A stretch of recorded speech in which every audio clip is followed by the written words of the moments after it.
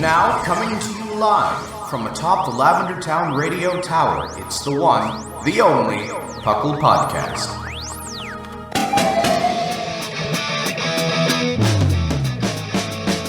It's PUCL! PUCL! It's PUCL! PUCL! Pokemon Underground Champions League, oh yeah! PUCL! PUCL. Hello and welcome to another episode of the PUCL Podcast. I'm your host, Seth Vilo, and I'm here today with two wonderfully super special awesome co-hosts. We've got the one, the only, the whale himself, Dr. Shamu. Hello.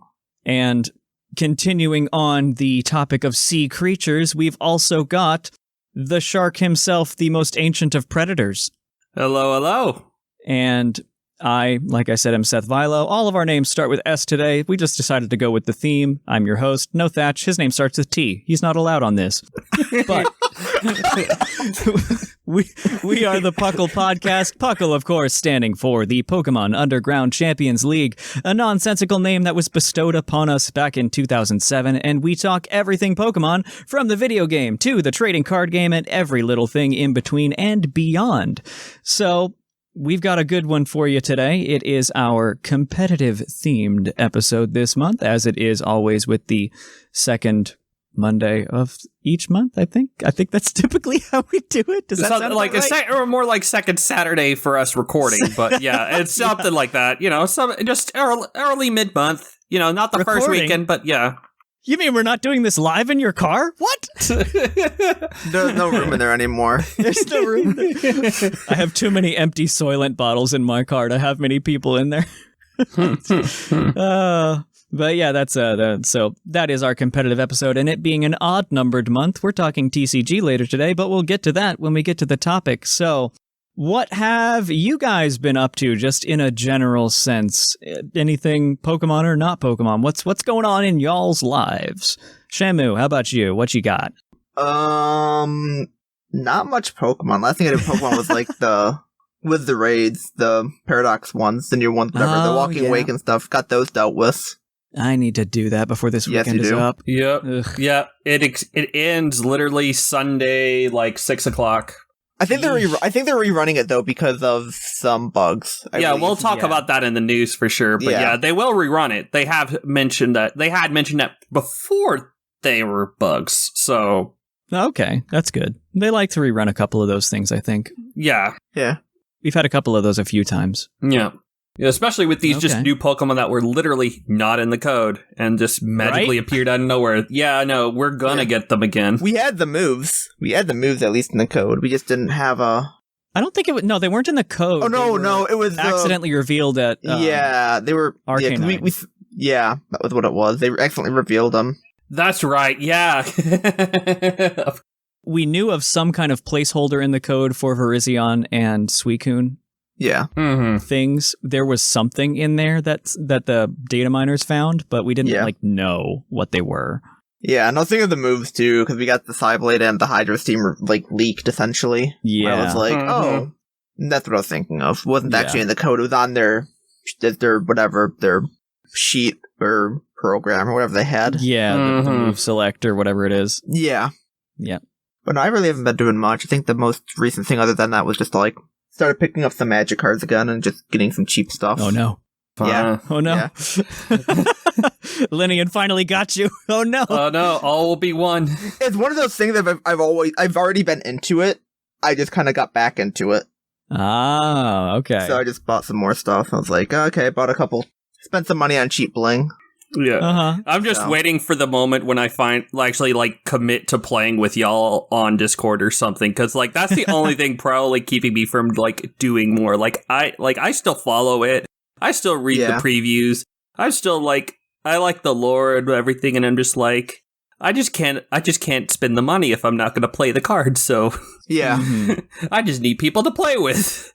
I kind of view it too as okay, at least I'm buying stuff and just a little bit of that.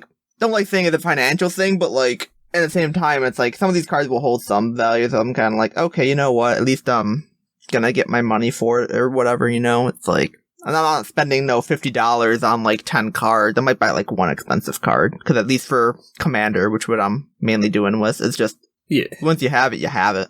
Exactly. So it's kind of my mentality. It's like, okay, I don't mind putting this into a casual thing, and then at the very least I'll have this fun card or whatever, this good card for a future thing down the line. As long as it's got like, I don't want to buy a $50 card that has a use in one deck only.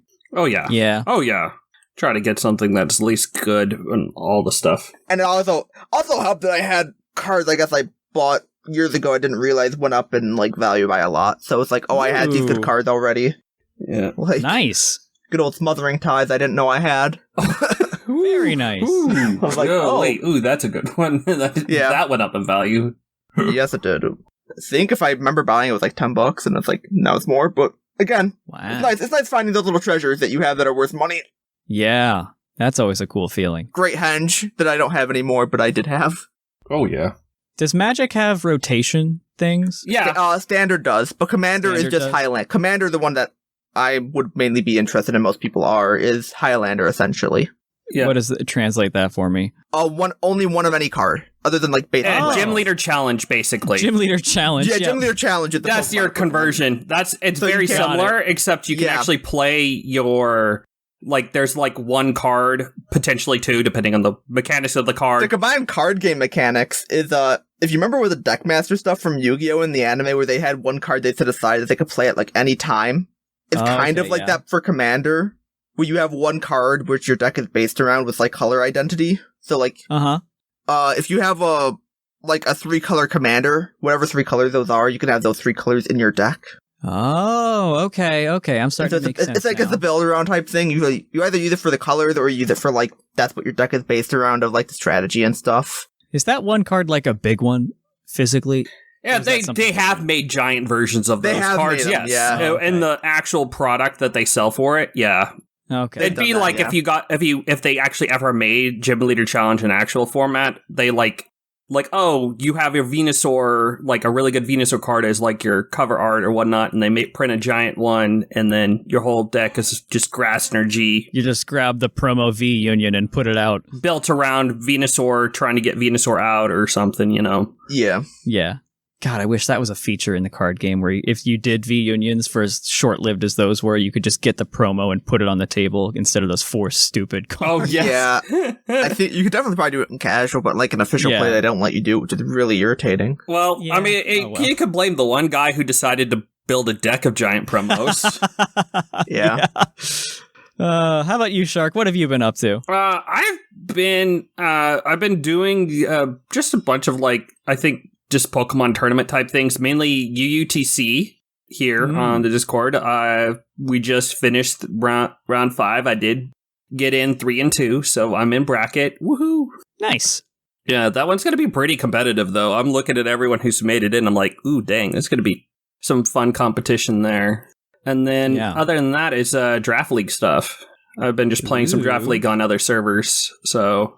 Just hopped in as a replacement on one and doing well in that one. And then I have an Ubers one starting up in a few minutes. So, Ooh. How fun. Mm-hmm.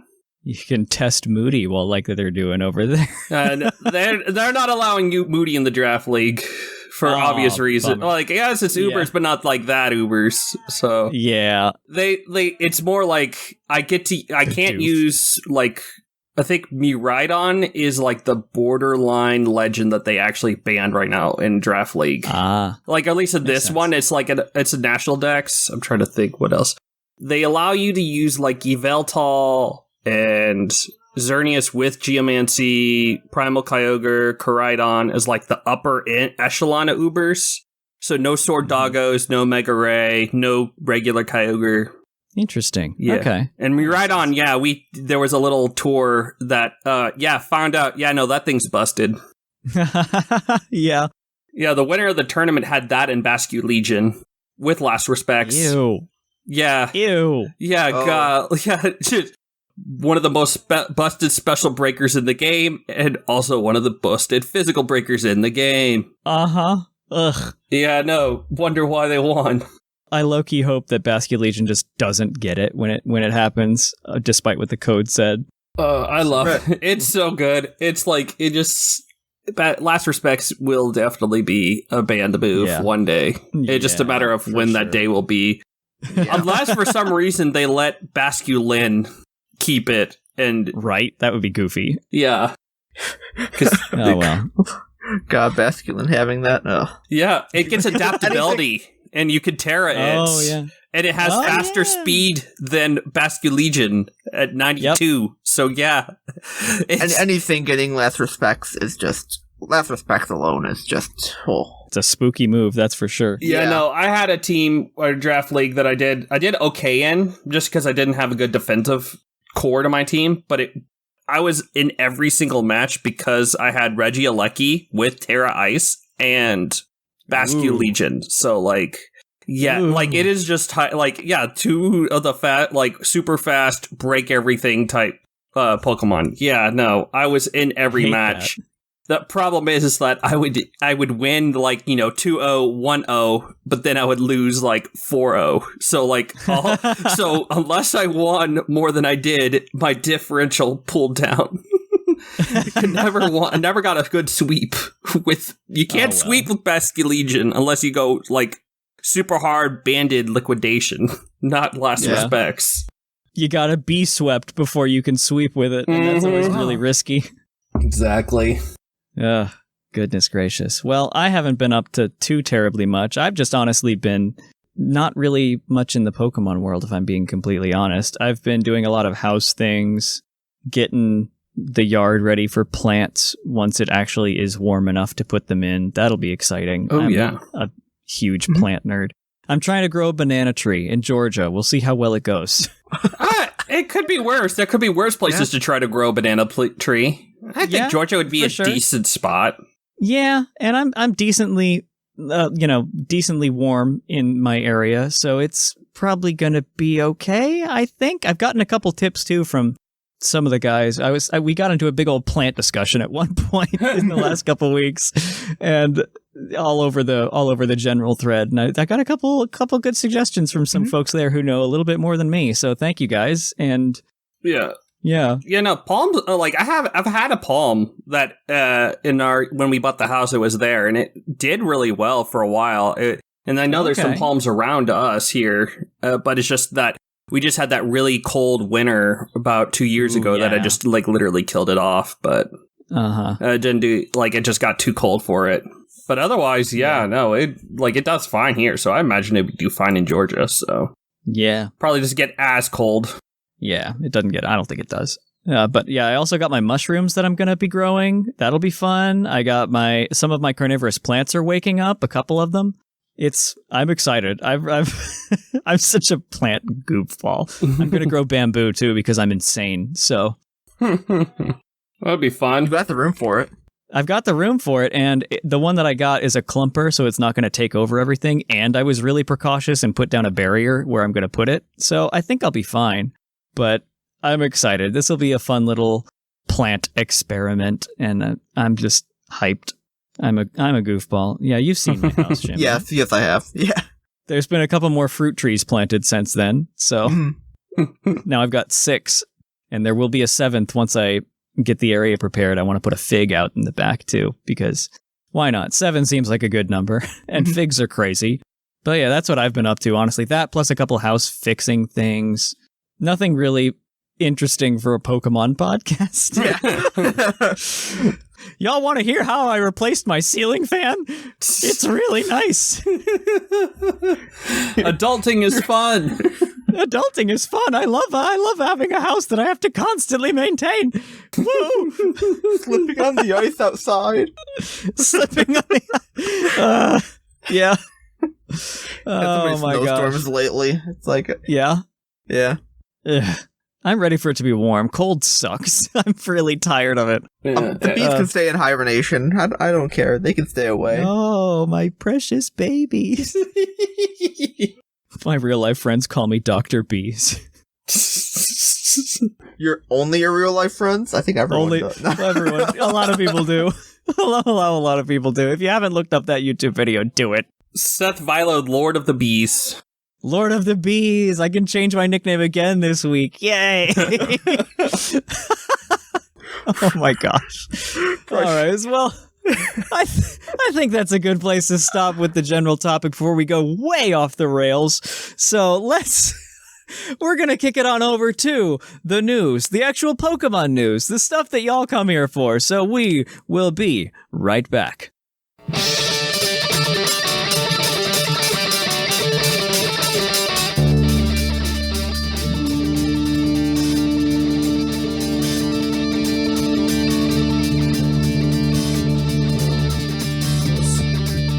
Live from the Lavender Town Radio Tower. This just in.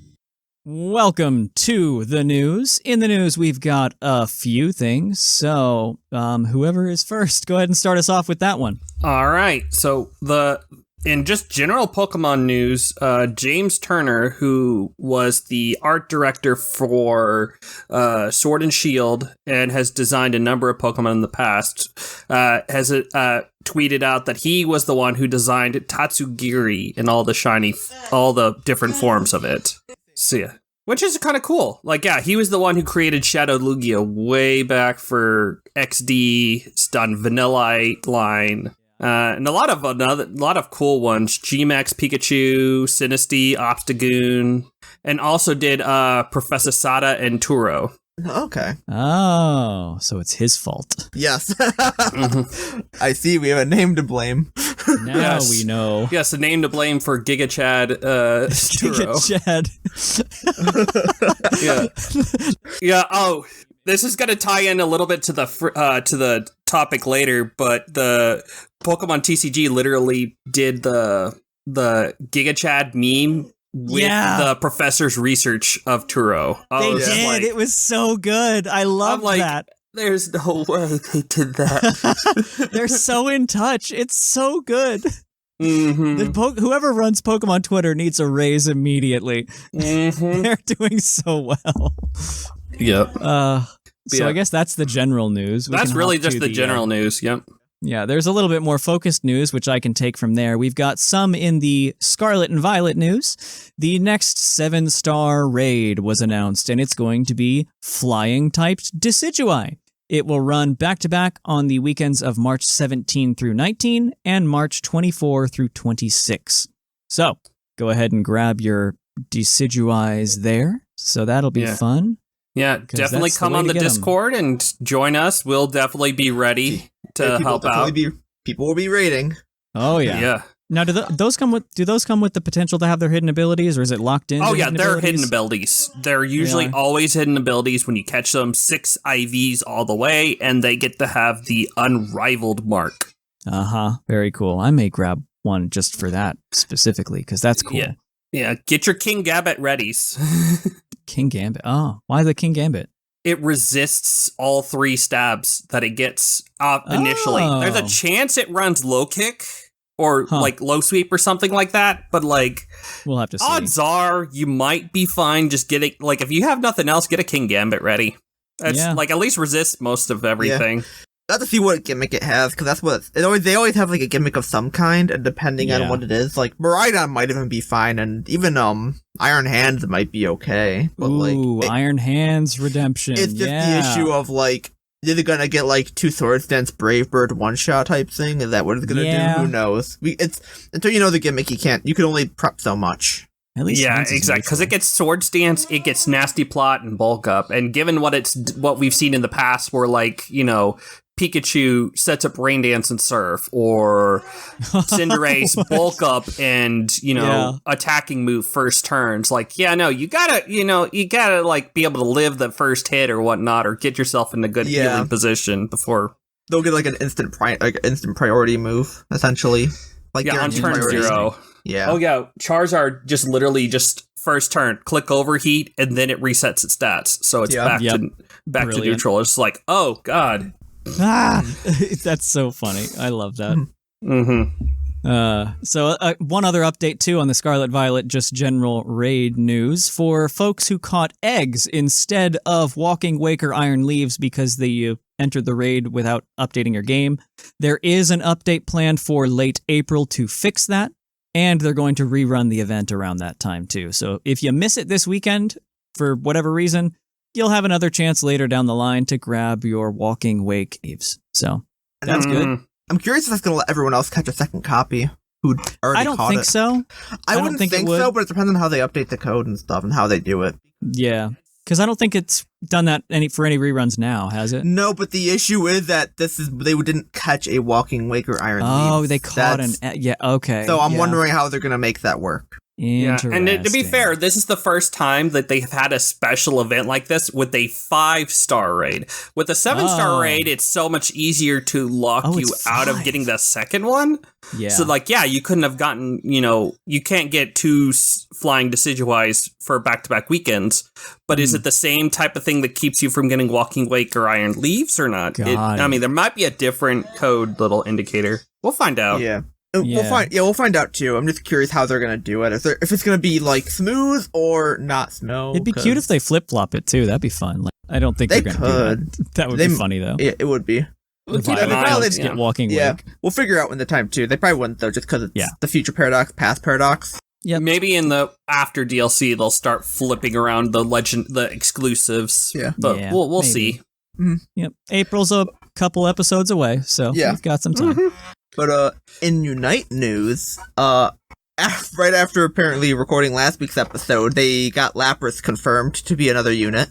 Oh, good. And that'll be following Gudra, which releases on the 16th, I believe, so that'll be coming out soon. Or Gudra's on the 16th, so that'll be.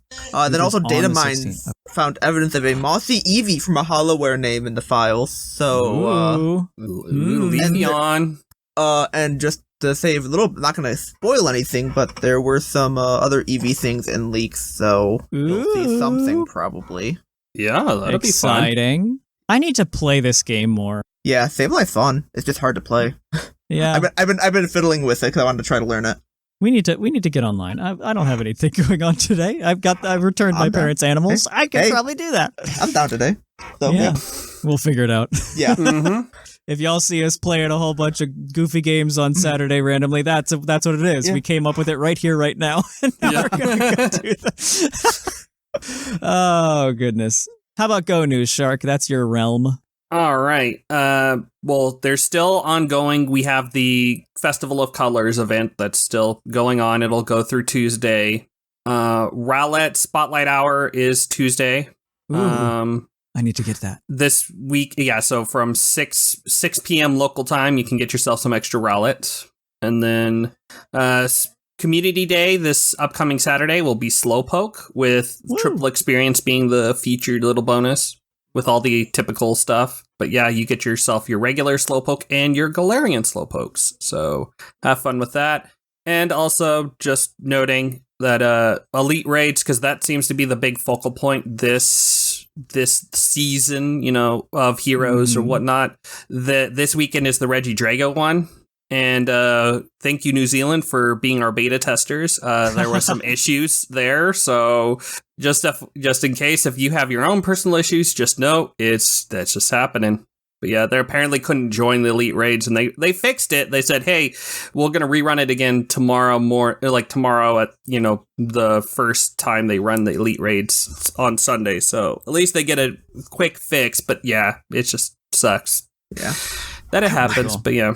I kind of want to get to go. I just can't. I don't have people to do anything with. Yeah, it's another thing I just The need big to thing do is just trying to go, or at least if you just want the Regidrago, just find the place where the egg is going, and there should be I misread that as Gigas. What? Yeah, no, it's Drago. Yeah, Drago and Aleki are the two. Oh my gosh! Yeah, Drago and Aleki are going to be in these raids this next 3 months, so... I'm glad they gave us that free research for the other 3 Reggies a while back. Oh yeah, that was great. That was nice. Ahead of Hoenn Day, so that you can guarantee getting yourself the Hoenn medal. So, all right, Shamu, fix our search engine optimization and let us tag this Pokemon's name. What do you got for us? Charizard.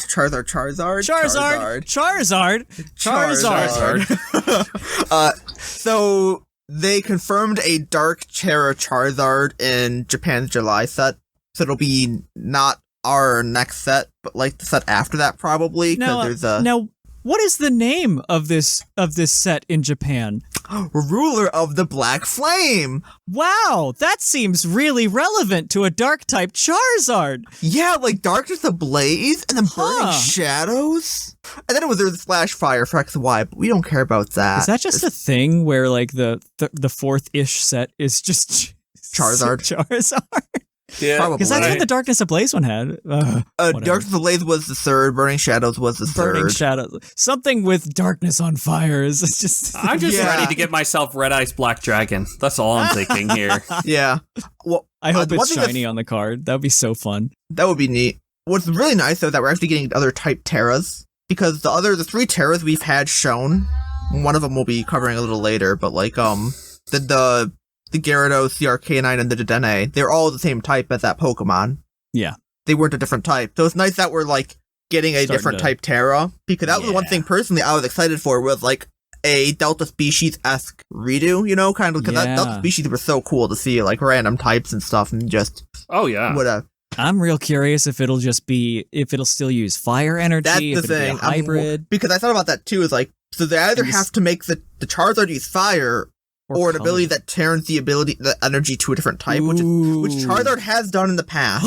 What if that's the Terra ability for altered type ones, where all energy attached to this are this type? Whoa, that would be cool. That might be.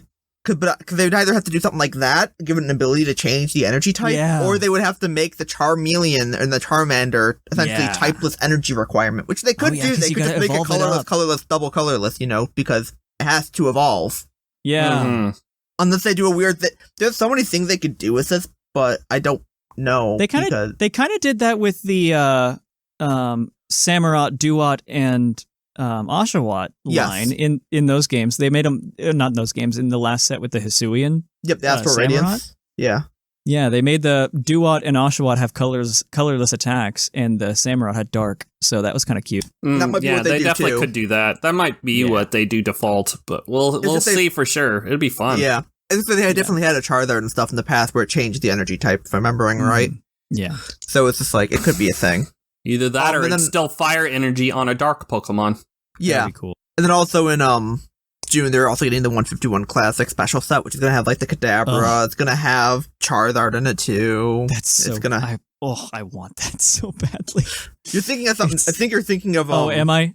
Yeah, I'm thinking of the thing. This is the, this is the 151 set. This is an actual, like, set. You're thinking of the special, like, battle thing that they merged stuff with, which is... Yeah, that they showed during the Direct. That we both want those damage markers. That'd be so cool. I've seen some people already have 3D print a few of their own. Yeah, it's a really cool thing. That might be something to look into doing, making a little cone things. Yeah, I need to find some STL files. Yeah. I'll have some Googling to do after this. That's what I can do to calibrate my 3D printer, print a bunch of those things. Oh, also, I think, I don't know if it was mentioned last time, too, but the second wave of Illustrator codes got sent out for the contest to get the promo code, to get the promos. Oh, okay. So, I don't know if the third wave is going to send out. I don't see anything saying of any more waves or anything like that, but a second wave did get put out, and I don't know how rare or how common they are at the moment. I got mine, so I really haven't been paying much attention other than that. Nice. But yeah, though I guess they might still be distributed. You can look into that. Yeah, we'll figure it out. But that's pretty much it for the news. It's kind of a slower week, but we had such a big week last week, it makes sense. So we'll end it with a Puckle's Poke Prediction question. Will the Gen 5 Monkeys be in another mainline game before a Unova remake or a Legends alteration? What do y'all think? I personally don't think so, but that's because I am an optimist and hate seeing them, so I don't want to see them. What do y'all think? You know what I want? I want a Hisuian version of them, or like an ancient version of them. Make them like better types. Make a different type core. Give us like Dark Fairy Fighting or something. Monkeys. That'd be the funny. Actual starters for the ancient New York Hisui region. Yeah, just go give them a different typing, or have them evolve into dual types, and maybe they'll be better. Yeah, that'd be fun. Because they've got, like, decent stat lines from what I remember. It's just that they're just typing and ability, they're just not good. And they're, kind of boring. Yeah. I'm going to be an optimist the other direction and say they're going to be in the DLC 2. They're going to be in a well, actually, I'll be DLC 1, actually. In just one of the, and in jungle environment, you will see them. Oh, yeah, that's the first one, isn't it? I mean, the first one, you're kind of more in like a bamboo-y forest. You've got was it Monkey Dory? Maybe that's their boss, you know? Maybe they're their boss. Oh my god. Who knows? Who knows? But I'm gonna say, yeah, they're gonna drop them in a DLC. We only have you gotta please, all the Pokemon fans, even the ones and tens of them that like the monkeys. We have to make it more people's favorite. Can we get Doduo? I want Doduo in the DLC. Oh yeah, Doduo needs to be back in the mainline game. Give me my Gliscor back. I think you're getting it, actually. I think that was revealed. I hope so. Because I just want all my Poison Heal buddies back. We've only got one. I just want Doduo so we can actually have current Baldex completions for Gen 1. I think the one that's missing is Doduo at this point. That's right. That's what I want. Have one gen done. One gen gone and done, and I don't have to worry about it. Yeah. All right, so that was the news, and next we are going to go ahead and kick it on over to PUCL's Poke Quiz, where we're going to quiz your co-hosts on their insane, possibly innate Pokemon knowledge. We'll be right back.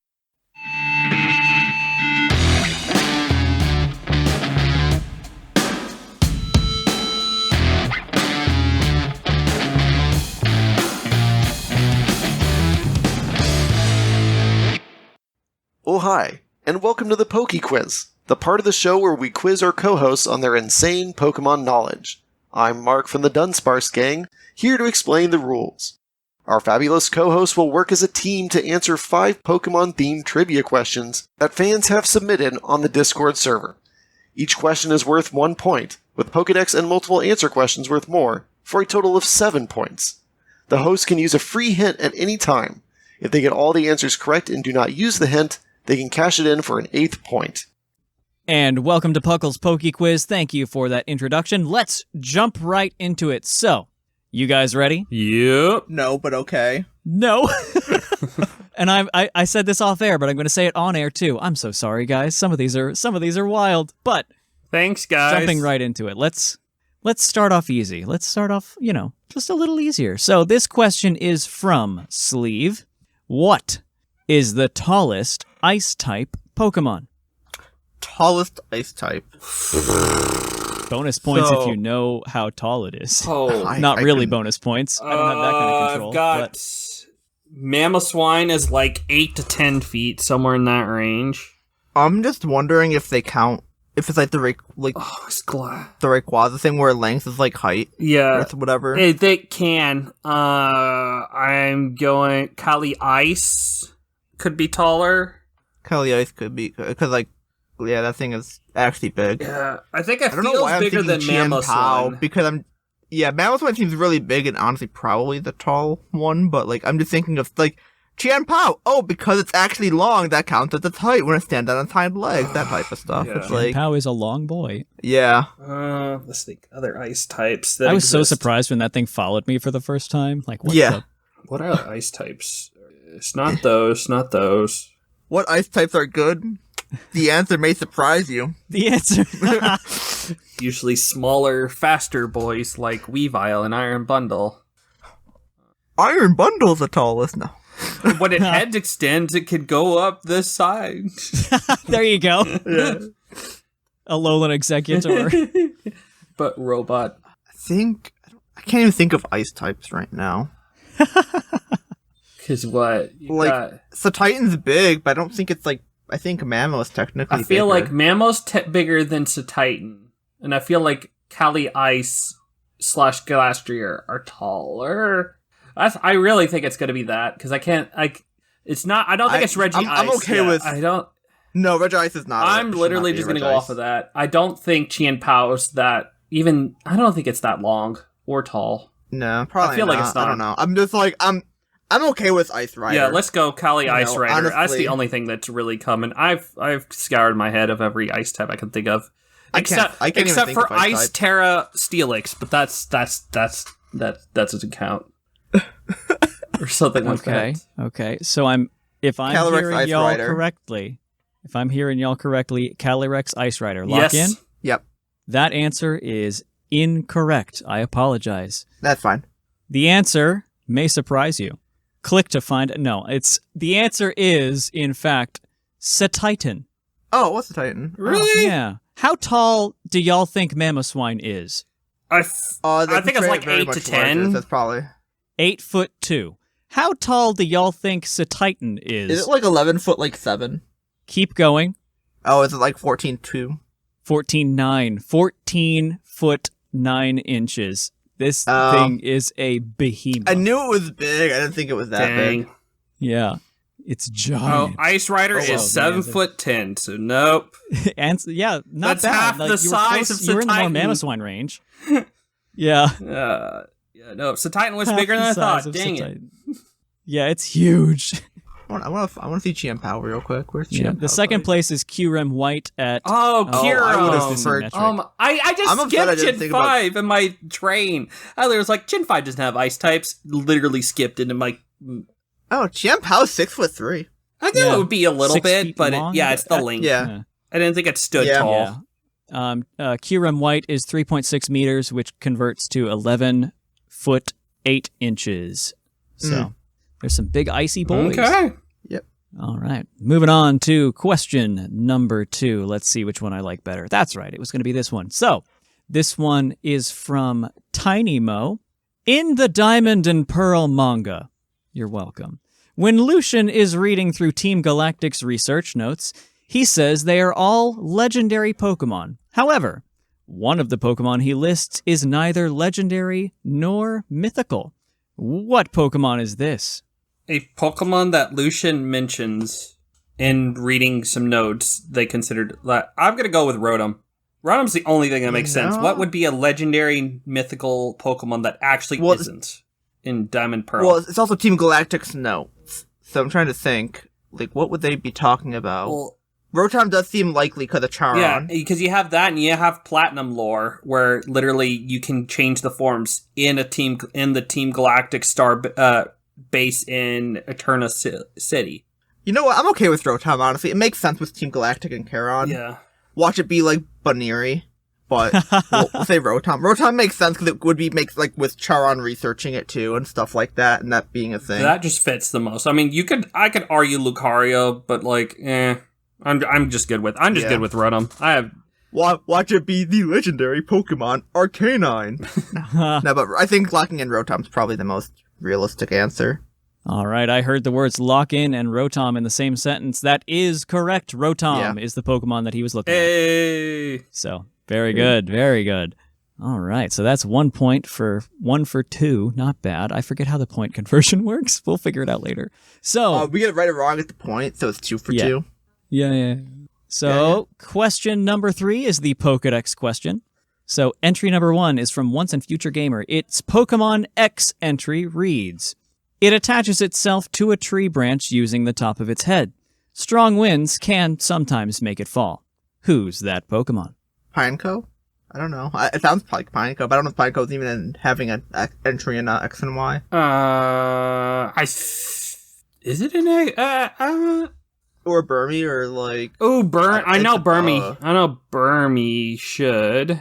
Because that one you can get early. Like, I just don't remember what Pokemon are like the X and Y decks. I'm just thinking of like, those things that come to head are like, attaches itself to a tree with its head. Well, Pineco hangs by the little thing on its head. Burmy does. Wormadam technically does. Yeah. I'm kind of good with Burmy, just because I know for a fact it's it's early route XY. Is it then? Okay, then I'm okay with Burmy then. Yeah, that makes if it's the early route too and stuff like that, and an actually you could get it as soon as like literally getting out of the forest. Cool. I would say Burmy then. Yep. Locking in Burmy / Burmy line. All right, Burmy is incorrect, unfortunately.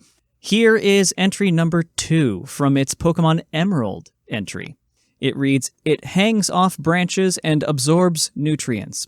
When it finishes eating, its body becomes so heavy that it drops to the ground with a thump. Yeah, that sounds more like Pineco and Fortress now. Is it Pineco? Is it Pineco? Lock in. Is that your lock-in answer? Yeah. It is not Pineco. Is it C-Dot? It is C-Dot. You got it there. Darn. In attempt number 2, it is C-Dot. Yep. When you said Emerald, I thought about C-Dot for a second, but I'm just like... I want to go with Pineco. That's why I emphasized the word emerald. Yeah. Oof. All right, so 1 for 3 so far. Not bad, not bad. These are hard, too, so I don't blame y'all a bit. So we're on to question 4, our multi-choice question. This one is from Rapture. I liked this one because it's real interesting. What 11 moves can change a Pokemon's type during battle, not including things that change your form, like transform?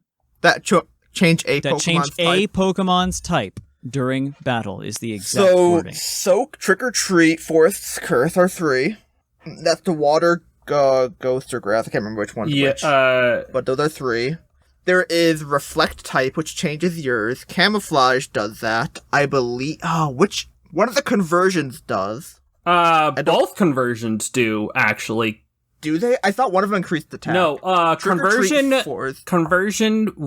changes to the type of your first move, and conversion 2 changes you to a type that resists your opponent's last move, I believe.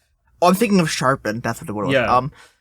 So we said Soak, Forest's Curse, Trick or Treat, Conversion 2, Reflect type, and Camouflage. Let's lock in those 7. Those 7, correct? I've got Soak, Trick or Treat, Reflect type, Forest Curse, Conversion 2. What was the last one you mentioned? Forgive me. Camouflage. All of those are correct. Let's go with Magic Powder. Yep, that turns you to Psychic. That turns you into a Psychic. That is Hatterene's signature. Yep. That is correct 8. as well. So other moves that change your type, but not your form. Let me think if there's anything else that we can get. I'm trying to think. Y'all do have access to the hint. Yeah. I'm trying to see if we could get... By my count, you have 3 left. Yeah. Trying to see if we could get them all. Because even though it's like, I'm pretty sure we got the 3 points, but let's see if we can get one more. And it's moves, right? It's not... It's specifically They are moves, yes. Okay. The 3 are moves. Change. I was thinking normalized. That's why I was like, no, it's not. Right, yeah. Change your type. Ooh, I have a caveat, but I'll save that in case. All 3 of these have the same kind of effect on yourself. This one's a free hint that you don't have to cash in. Okay. So I think I know it then. 2 of... What's the third one? Well, tell me the 2 and I might be able to fill in the third. Burn up, double shot. Shoot. Where's it? Because they get rid of you. They change your type. What's the third one? They all have the same mechanic of removing a type. That is because I thought about them. I just so it says burn up, double shock. What's the third one that's similar to that changes removes your type? And I can't think of what it is. The other part of that hint is that the only similarity they share, move-wise, is that they have an effect of potential type removal. Because let's think. Because those change your weakness. It can't be. I don't think it's Roost. What other one is like? Because you have. Wait, no, it removes your flying type. It's Roost. Is it actually removing? Boom, locked in. You got it. Okay, cool. Yeah, it is Roost. Before you think too hard. You got it. There we go. Yeah, because it's not that it removes your weakness, it removes your flying type when you Roost. Nice. Okay. Yeah, you're thinking something like Mega Ray and Delta Stream. That's what just has flying type, but removes the weaknesses it has. Roost itself removes your flying type, which means that if Tornadus would use it, it becomes typeless. So there we go. We got all 11. Mm-hmm. Yeah. Very good job there. That's great. I would have the burn up double shock earlier, just because I just didn't know those. That's would have counted. Yep. 4 for 4. Yay! Yeah. We're coming back. Woo! And you technically haven't cashed in the hint yet. I gave it to you for free. I own this show. Thatch isn't here. Sue me. We have the reign.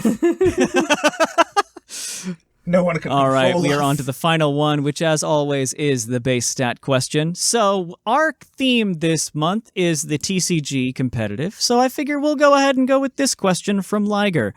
Which metal type card has the highest HP? I am 0 help here. I'm gonna default to Steelix, but I'm gonna probably have to cash in a hint. I do want to cash in a hint, I think. I'm thinking Mega Steelix from Steam Siege, but I don't know if that's the highest. Okay. I know it's dual type, and it's got... I can't think of any steel types recently that have a high... Diog? Melmetal VMAX. Ooh. Melmetal VMAX is... Let me, okay, we've got it all linked there. Is that even a card? I think is that a card? That should be a card. I think it's still legal. I know it is a card. Yeah, I know it. I think it is a card. Your hint is that's not correct, and doesn't burn your question. The hint that I'll give you is this Pokemon is a bipedal regional gimmick. That's a weird way to phrase that. And it is an evolution card, but not a stage 1. Okay. The number that you're looking for is 340. Oh, for HP. VMAX. Oh, for HP. Okay. It's a VMAX of some kind. Steel type, bipedal. Wait. I am spacing. Hold on. So hard. I have a guess. What Let me just make sure. Bipedal using only 2 legs. What Galarian? Or maybe not Galarian. It was quadrupedal before it went through this regional gimmick, and then it became bipedal. It's not. Are y'all fans of excavators? I don't know. I can't think. 4 to 2. The other option. Well, no, that's because it's not Metagross, Mega, or whatever. There's Steel Regional. It hurts me because I just can't think of any. I can't think. It would have been like I'm like to buy. Is it dual? Is it? It's a dual type, right? Like in normal games? No, it is a pure. In normal games, it is a pure steel type, and the metal with which it's associated is brown that turns to green when it oxidizes. Oh my gosh! I got fact. It's Copperajah. Yeah. We got it. There we go. We got it. It's Copperajah. Copperajah. Wait, it's VMAX with 340 HP. I am so upset that it took that long. That's okay. Honestly, it's a card that you don't really think about that much. No, it's not. It's rotating out. It's gone. Exactly. No one played it, but for a little bit, and that was a hard one. So that was a good question, though. That's the kind of question that should be on this episode. Melmetal VMAX. I'm surprised that wasn't it, but it makes sense. Yeah, just off by 1. Yeah, off by 1. So that is it. I'm going to count that as correct because you got it with hints. So yeah, it might have had to have been 5 for 5. Hints, but you know what? Who cares? I'm in charge. 5 for 5. It might have been drip fed from an IV, but it's fine. It's okay. Exactly. Okay. The atomic number of I was starting to get into that stuff. I had the Wikipedia page for copper pulled up, and I was going to start. This metal is between nickel and zinc on the periodic table. What metal is that? It has a melting point of. Anyway, so that is trivia, and with the finishing there, we are going to kick it on over to the main topic. We will be right back. We have another review this week from iTunes, from Boy Jeff. Amazing, 5 stars. I just started listening this year, but I've loved it ever since. Well, thank you for that, and if you would like to review us wherever you listen to the podcast, we would really appreciate it. It would help us out. On top of that, you might be able to be right on the show. Well, until then, we're going to kick it on over, guys, to the topic. And welcome to the topic. Our topic today, as I mentioned in the intro, is the once-a-month competitive episode, with this month featuring the trading card game and the update on the trading card game as it stands from a competitive point. And what's really exciting about this one is this is our last analytical TCG episode before, number 1, Scarlet and Violet comes out, and number 2, we finally get our rotation. So, a couple of things we wanted to go over was the Scarlet and Violet. What is rotation? Yeah, exactly. And that's one of the reasons that we have Shark on today, is because he can give us that kind of approximate knowledge of TCG. So if Shamu and I go completely haywire and start talking much more in depth than we need to, he can kind of be like, wait a minute, what does that mean? So thank you, Shark, for your role in this, keeping Shamu and I in check. So that is one thing. What is rotation?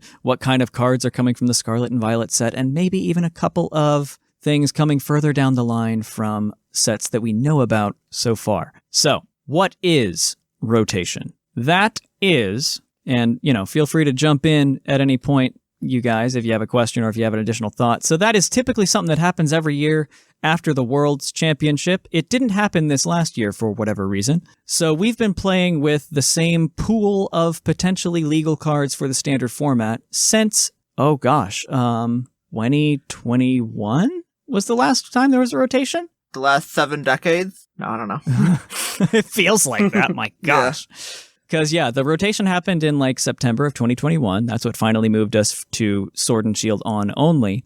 Mm-hmm. And we were, quote unquote, supposed to get one in September. That didn't happen, and now it is March. So, the last rotation we had was 2021. So, that is wild. And what happens in rotation is a block or so of cards becomes no longer legal for standard play. So one of the examples that we have, most decks nowadays run a couple copies of Quick Ball, which is really easy way to search out a basic Pokemon from your deck. That came out in the Sword and Shield base set, I believe. So when this rotation happens and Sword and Shield base set is no longer legal, you will not be able to play any of the cards from it, like Quick Ball, like Ordinary Rod, like a couple other things, unless those cards have gotten another printing, not reprint art-wise. And you can tell that now by the legality stamp on the bottom. They all have numbers nowadays. Or not numbers, letters. If you look at the bottom left, you'll see the little letter of D block, E block, and F block. Yep. And about to be G block with the first printing of Scarlet and Violet. Yeah. That will be the G block. So you look at those and now with this rotation, anything with a D on there is no longer legal. Yep. Only E, F, and G. Mm-hmm. So like every 3 years, it looks like will be the rotation-ish. Well, no, it's typically every year, but they typically get rid of, nowadays they'll get rid of one block at a time. Yeah, because that's what was supposed to be. Like, essentially what happens is whenever rotation happens, the first four-ish sets in that were legal, like the earliest 4 sets. In this case, it's 5. It's Sword and Shield base, Vivid Voltage, Blazing, or Darkness Ablaze, and, the one with Toxicity, I can't remember that name. Rebel Clash. Rebel Clash. And then also Shining Fates. Those are the earliest 5 sets that are all in D block that are currently legal. And then once rotation hits, those 5 will no longer be legal in standard. Yeah.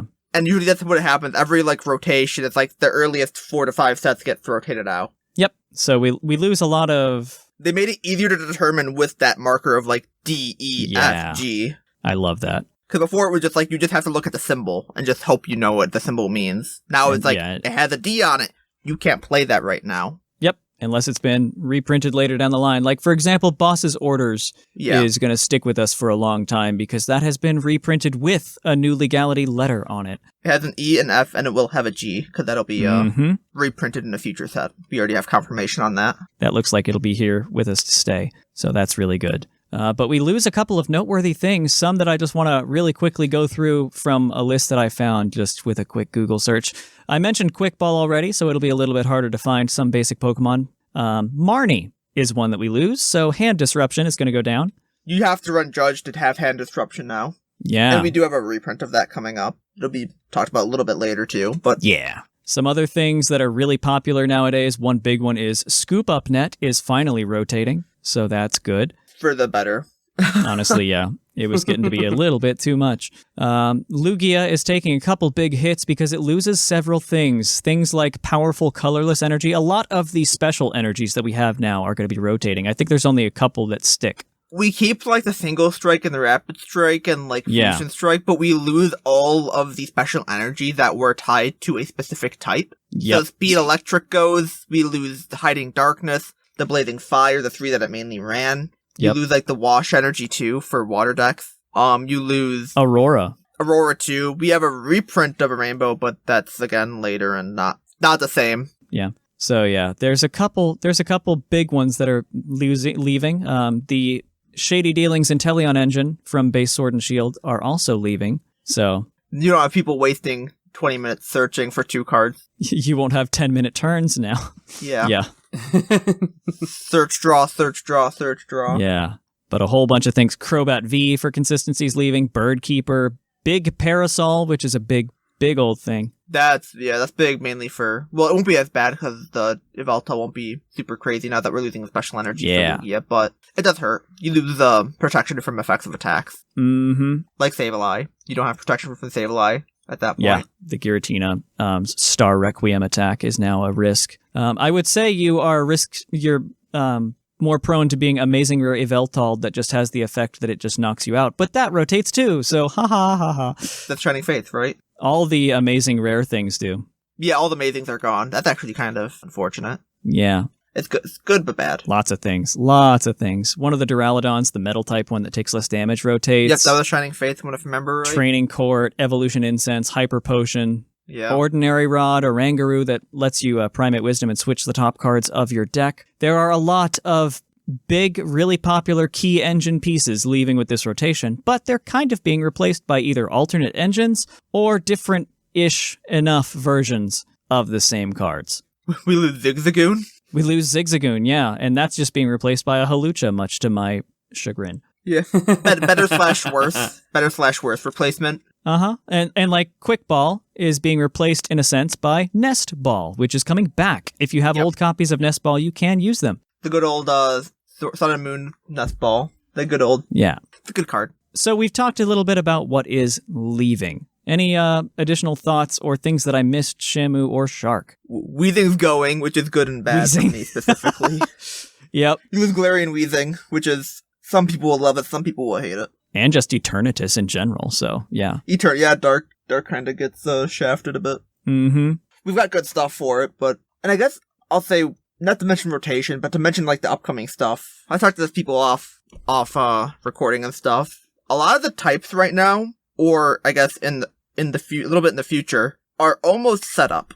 Yeah. They are going to be missing one core component, because with even one thing where we lose now too is Frostmoth. If we had Frostmoth, water would be pretty good with some things coming out. Yeah. But like every type is almost there, or might even be there, you know? Like electric is gonna be good too, and psychic's gonna have Gardevoir. Yeah. But like they're missing like one key component for that type to just go off. Like water's gonna be missing some of that water acceleration. You have technically Palkia still, which could do the 3 once per game, but that's also once per game, and that's not super consistent. We lose Capacious Bucket, so you can't search through your deck for the water energy. Mm-hmm. And Melanie doesn't work on EXs because it's a V Pokemon specifically. So it works for older stuff, but not newer stuff. But every type will be like 1 or 2 cards off from just going. And it's just, at this point, like, well, we know stuff from Scarlet and Violet, and that's not 100% of what we need. But like, literally in the next coming few sets, it's going to be saying what type gets that last component to make them rocket off, if we get that.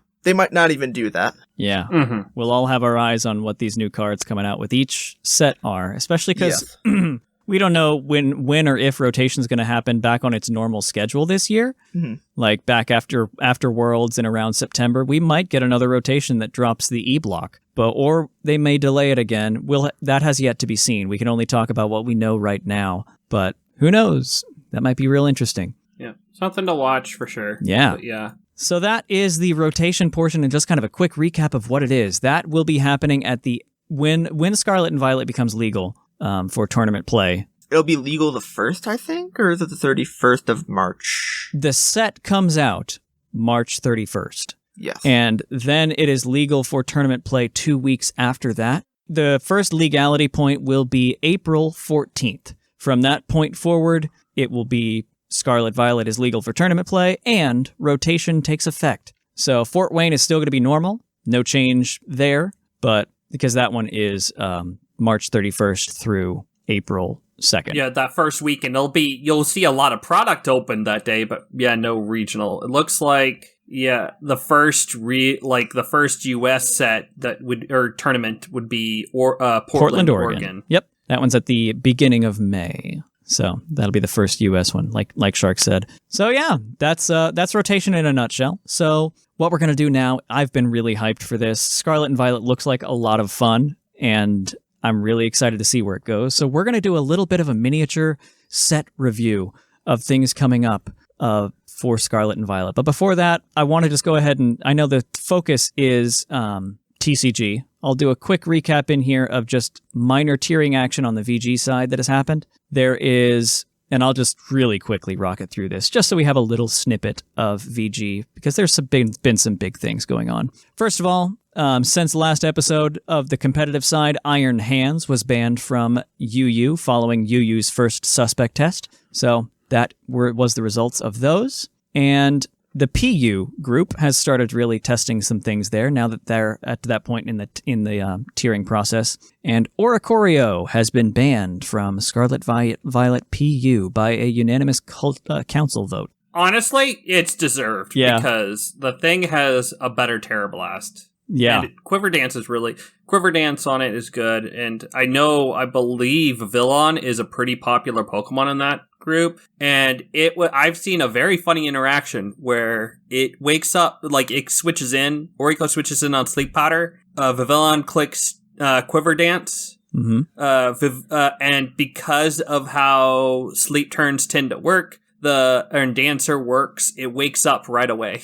Most of the time, if not 100% of the time, and gets its own Quiver Dance up, and then just gets to KO. Oh, because the Dancer counts as a move being used with a sleep turn? Is that what happened? I believe so, or Dancer just makes it, because it uses a move, it wakes up. That's insane. I love that. Holy hell. It's one of the two. I have to look into it further, but yeah, no, I legit saw that, literally, Oricorio faster has a sleep, Vivillon Quiver Dance, then Dancer Quiver Dance wakes it up. I'm not sure which of the two it is, but either way, that's odd. Really good. It is a hard counter to Vivillon. I love that. Or that somehow that works. That's great. And then it can just become whatever Terra it wants to and just spam Revelation Dance forever. Yeah, That's crazy. Well, anyway, on the other tiering action, those are the actual things that have finalized, and as of recording, there are 2 other big level suspect tests going on. There's one in OU happening right now where they're testing Walking Wake to see if that is too much for the tier and needs to be banned. It was kind of crazy how immediately it warped the metagame around itself upon dropping. It made it so everything was sun or counter sun, so it was wild. If you want to get in on that, you have until March 17th to get your points, and then the voting will go up. So that is the schedule for that one. And finally, there is actually an Uber's suspect test going on, which is wild to me. They are looking to ban the ability Moody. So get in on that as well. Because of one specific Pokemon being Scovillain. Yeah, Scovillain is wild. It just goes crazy. It's the sub-seed set, plus it actually has good offensive stats and speed and just grass fire coverage. Like, it actually does quite a bit. Like, it could kind of play around depending on what you want to do. You can't do, like, sub-disable or protect-disable like Glalie does, but getting the Leech Seed off is good to kind of counteract some of the HP loss you get from, like, Toxic or something, and then just good coverage. Like, I'm just going to be offensive and just kill the thing, and then get a boost. Yeah, it's wild. That's so cool that there's Scovillain tearing up the Uber's tier. I just that love is funny. That. Yep. Just ban Scovillain from Ubers. No. Yeah, ban Scovillain.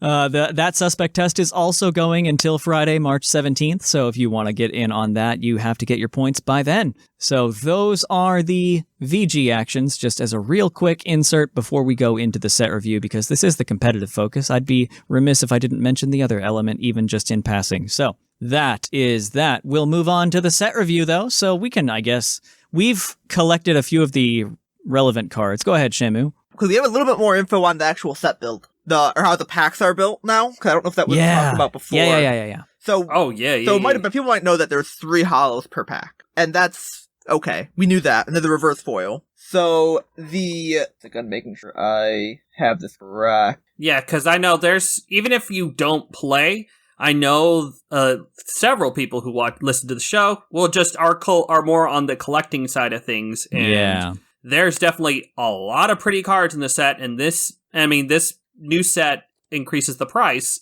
and now here's how it's going to make the price worth it. So the packs, this is the composition. 4 commons, 3 uncommon, 2 reverse hollows, and 1 hollow. And then you'll have a basic and a code. And they will be in order of that from front to back. So the last card will be the code, then the energy, and then you'll have your foil. So you don't have to do a pack trick anymore. Oh, nice. Okay. You could you can still kind of do it, but it's not like the whole 1, 2, 3 swide to the front thing where you had to do it. And because it's literally the last 2 cards just are the code and the energy. Yeah, you just take those 2 out and then you're set. That's cool. You can if you want to, but you don't need to, because you just go back, and then once you get to the energy, or the foil, you're done. Yeah. You don't care about the energy. That's cool. I like that. That's more dramatic.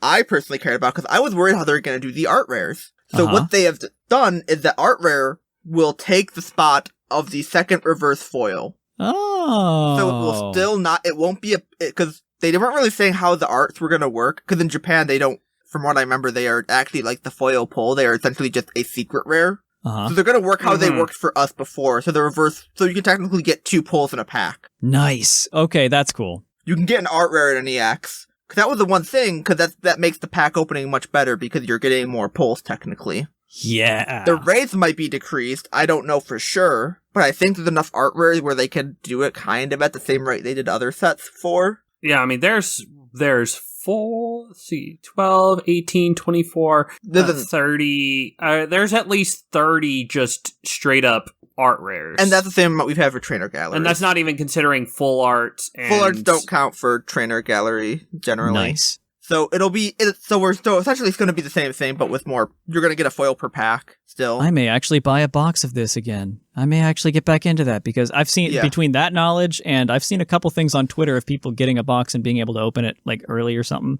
Mm-hmm. And it looks wild what some of the pull rates can be. I've honestly, since like, Brilliance, like the art rares have, like the trainer galleries, I've enjoyed opening Pokemon cards, because even if I'm not getting something super good, I'm getting something. You're more likely to get a card than nothing, you know? Like, something cool at least. Oh, I got an art rare. Cool. You got something, you know? It's not like... Yeah, exactly. You opened, like, 10 packs and all you got was a Pikachu V that's, like, bent for some reason. You know? Or, like... I remember opening a bunch of packs at Christmas, and I was pretty happy just pulling things like... Even if it was just, like, the Passimian trainer gallery or the Jinx, or, you know, a couple of ones that are, they may be more common, but it's like, it's still cool. I still enjoy, though. They're pretty art. And something on the art rare aspect, we've had full art trainers be in the gallery. Now there are full art special trainers. You might have seen some of them. Like, there's a Penny, there's a Arvin. Alt special art. Oh, yeah, I even forgot about those guys. Yes. Oh, there's even more art rares. I forgot about those special ones. Yeah, they're the special illustration, hollow, whatever. But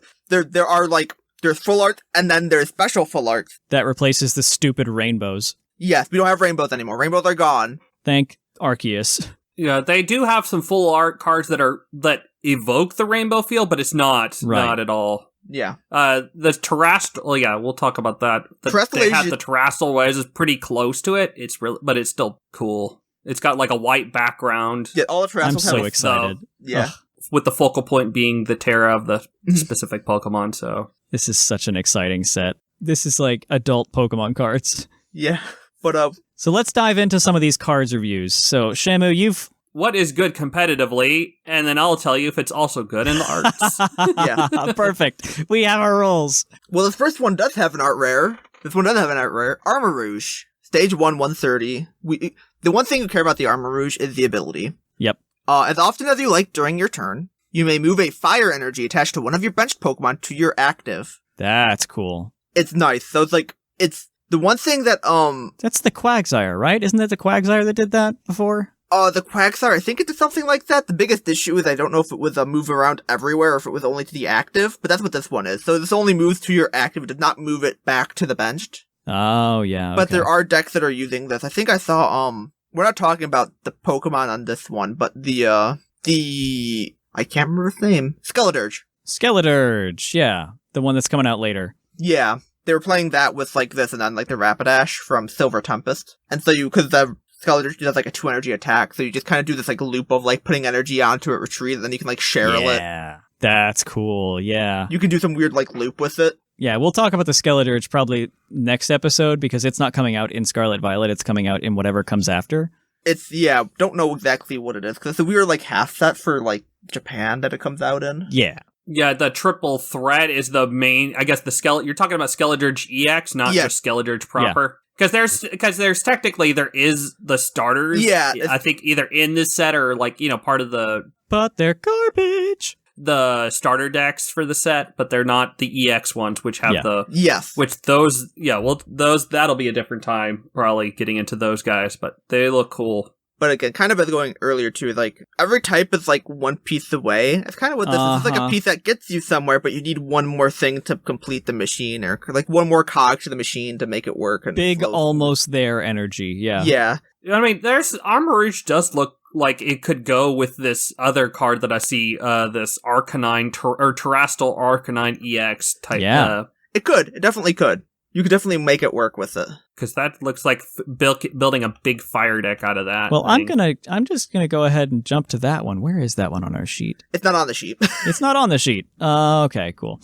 I want to mention at least one terrestrialization at some point, so let's hit the other one real fast. We might mention Arcanine here in a minute, but we've got, I think, 3 terrestrialized Pokemon. One of them is almost good. One of them's in triple beat. Yeah. The Arcanine's like almost there, but this is I think this one's the next. This one has more potential. It's much closer. So This one is Gyarados EX. It is a water-type terrestrialized Pokemon with 300 HP. It is a stage 1, noteworthy, and it evolves from Magikarp, of course. It has the Terrestrial ability, which, if you've been in the card game for a while, is separate from an ability. It's more just like an ancient trait, in a sense, where this is always active. It can't be turned off by normal effects. I don't know of any way right now that you can turn off this ability. There might be something later, but this is always effective on these Pokemon, and its terrestrial ability is the one that we think is on all of them. This Pokemon doesn't take any damage from attacks while on the bench. It is a free, self-contained bench barrier that cannot be shut off. Noteworthy is it says damage,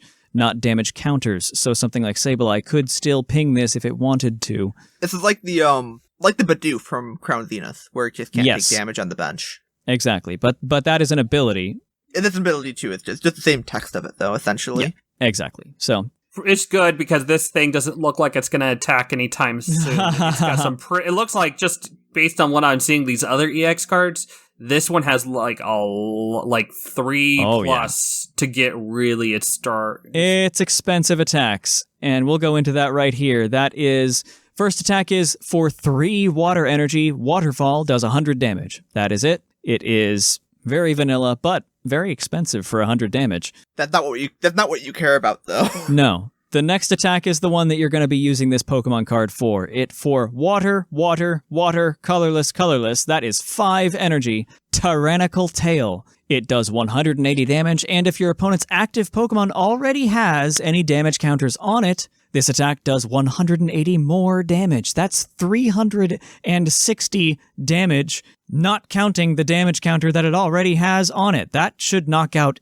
everything. Yeah, does there anything in the set have anything in standard have over 360 HP? Not innately. There are ways you could probably get something to do it. Yeah. Yeah. Not innately yet that we have seen. There probably will be, like a stage 2 EX might. Yeah, the highest I think we have is 340, and I think the Magnezone EX has like 330 or That something. sounds about right, yeah. If we're going to get there, we're going to get there with EXs. Yeah, and EXs, for folks who don't know, EXs replace Vs in a sense, but they still have to be evolved up from their normal Pokemon forms. That's different than the V mechanic, which is like the basic V could be any stage of the Pokemon. It's similar to like the GXs we had before, and then like even old EXs where they had to evolve still. Yeah, so evolution is coming back as a mechanic in Scarlet and Violet, which I'm incredibly excited for. It makes it so maybe you don't have 2-turn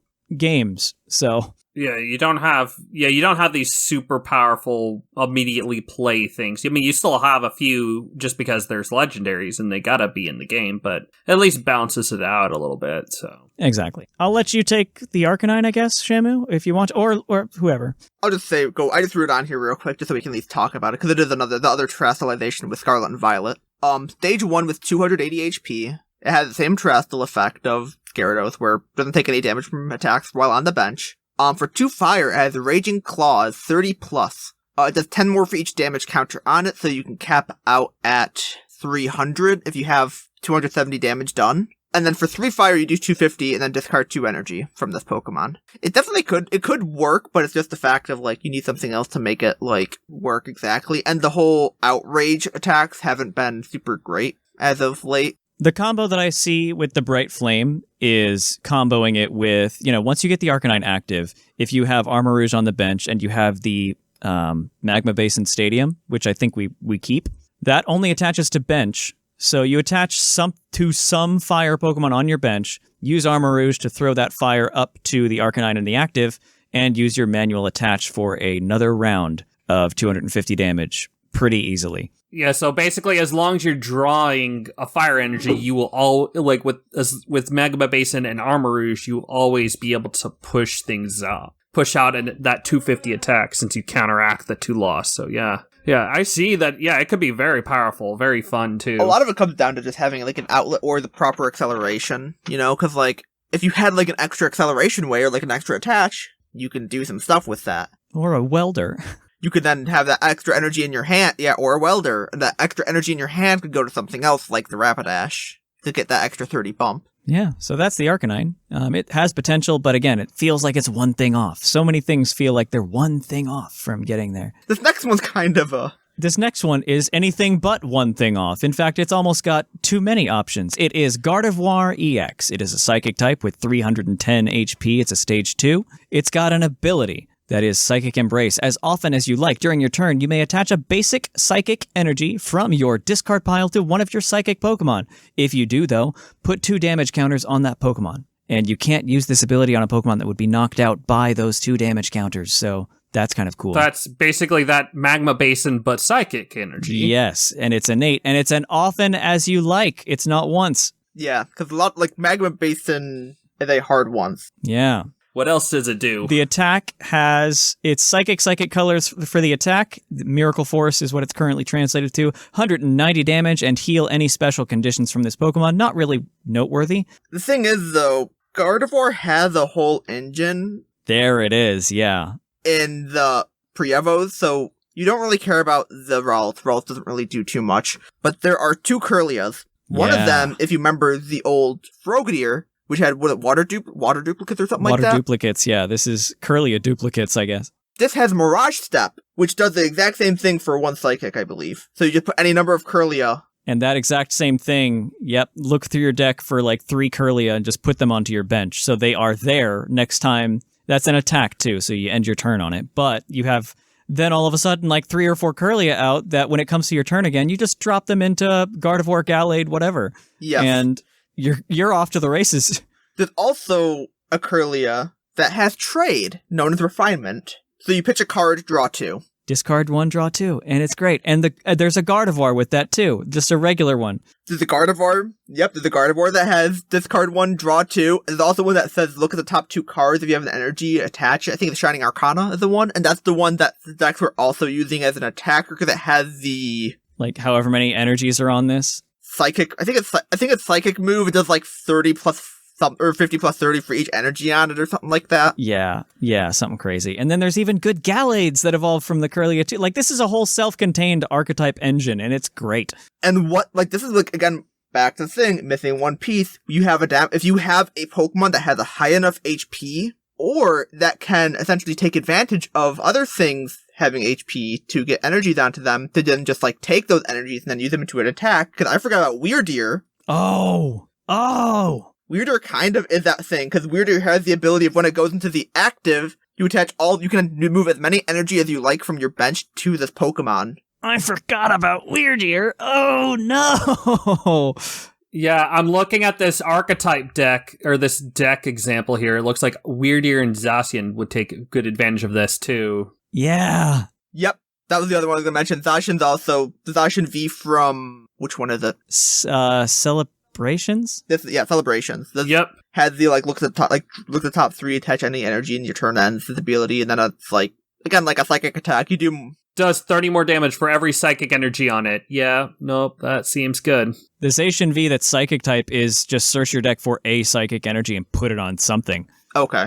You're thinking the metal type Zacian V we lose. I don't know if I knew it was like a weird hybrid of the 2 or something like that. I can't remember how it worked. Yeah, it does end your turn though, but that one's cool because it's got a multiplier based on how many psychic energies. Like the psychic and Gardevoir engine is going to be really strong. It's performing really well in Japan where it's already out. It's not like tier 1 yet. I guess people haven't quite gotten the perfect 60. But again, 1 or 2 things off. But this one also is just like has so many options. So if you're a big Gardevoir fan or just like self-contained engines and you don't have to run a bunch of other random Pokemon, if you just like the Gardevoir line, then have we got the deck for you, that's for sure. Yeah, and if you're a collector too, this is one of the whole Gardevoir line is one of the better art rares to get. It's so cool. because it's one of those that tell a story of just, a girl with her Ralts as she slowly grows up, and as the Ralts becomes the Gardevoir, And she's like knitting on her couch as a grandma with the Gardevoir next to her and her little husband next to her in the room. It's so cute. I love it. It's so cool. I love those stunts. And even just the other rares that it has, just the full art and the special, it's all the Gardevoir. They treated this card very well in this set. So even for a collector, it's like, oh, if you want to play and use your pretty cards, Gardevoir deck seems like a good one to do. So, but yeah, this deck came in second at a Japanese tournament that had 3,140 players, and then it also came in seventh. So it's not bad. It's really good.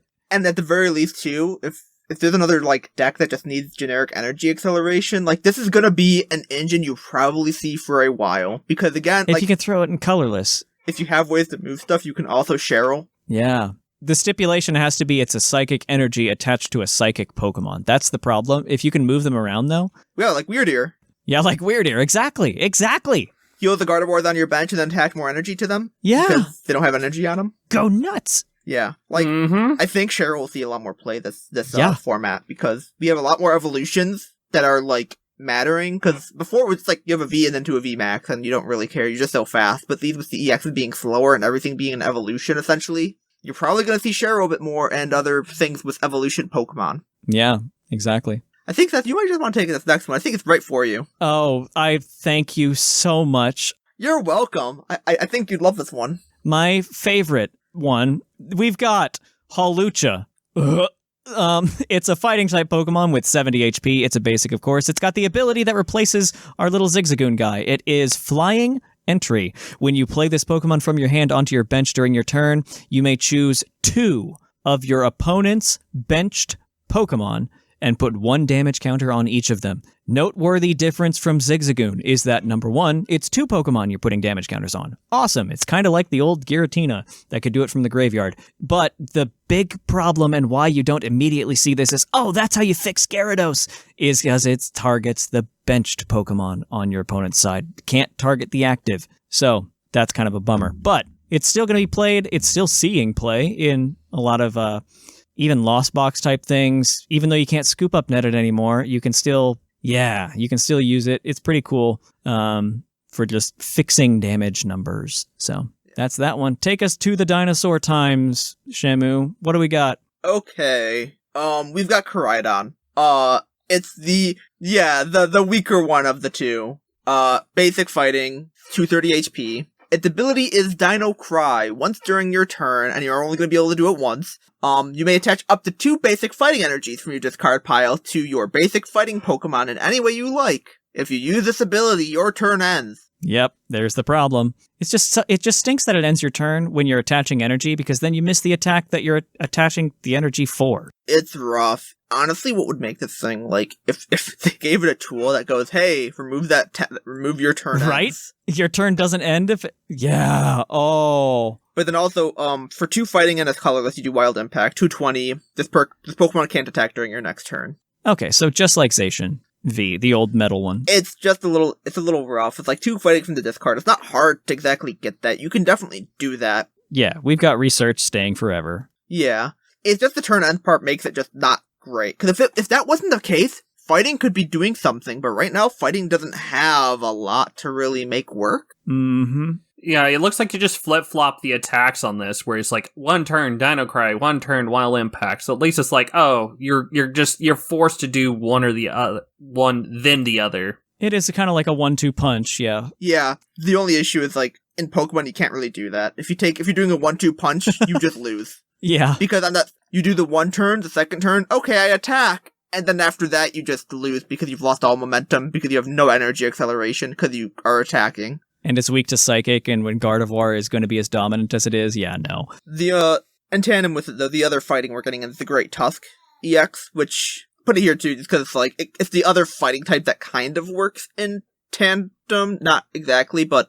Yeah. 250 HP, one fighting, you do Bedrock Breaker, you do 40, discard a Stadium in play. For 3 fighting, you do 250, it does 50 damage to itself, for a Gigantotusk. So it's not great, but it's like... It's a good number if you still run Choice Belt. I don't know how often Belt's going to be run now, because Belt doesn't work on EXs. It says Vs specifically, so... There's definitely a way you can use it. I think there's a Belt that works later on we'll talk about. I think, yeah, there's adds 10 or something like that, but yeah. But it's just like... Again, this isn't good enough for fighting to make something happen. There are the fighting Pokemon, again, later on in a different set that we've got, but we're not talking about it today, but that might be something you can make work. Yeah, there's a couple pieces still to go. This Great Tusk might be one of them, and then whatever we get in whatever our June set is going to be. Yeah. Could be fun. So let's get into some engine. Some engine... Rev it up.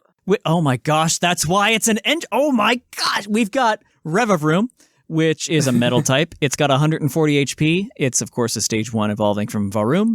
And its ability is Rumbling Engine. You must discard an energy from your hand in order to use this ability. Once during your turn, you may draw until you have 6 cards in your hand. Get it? It's an engine to help get your deck going. And it's a Revavroom, which is an engine.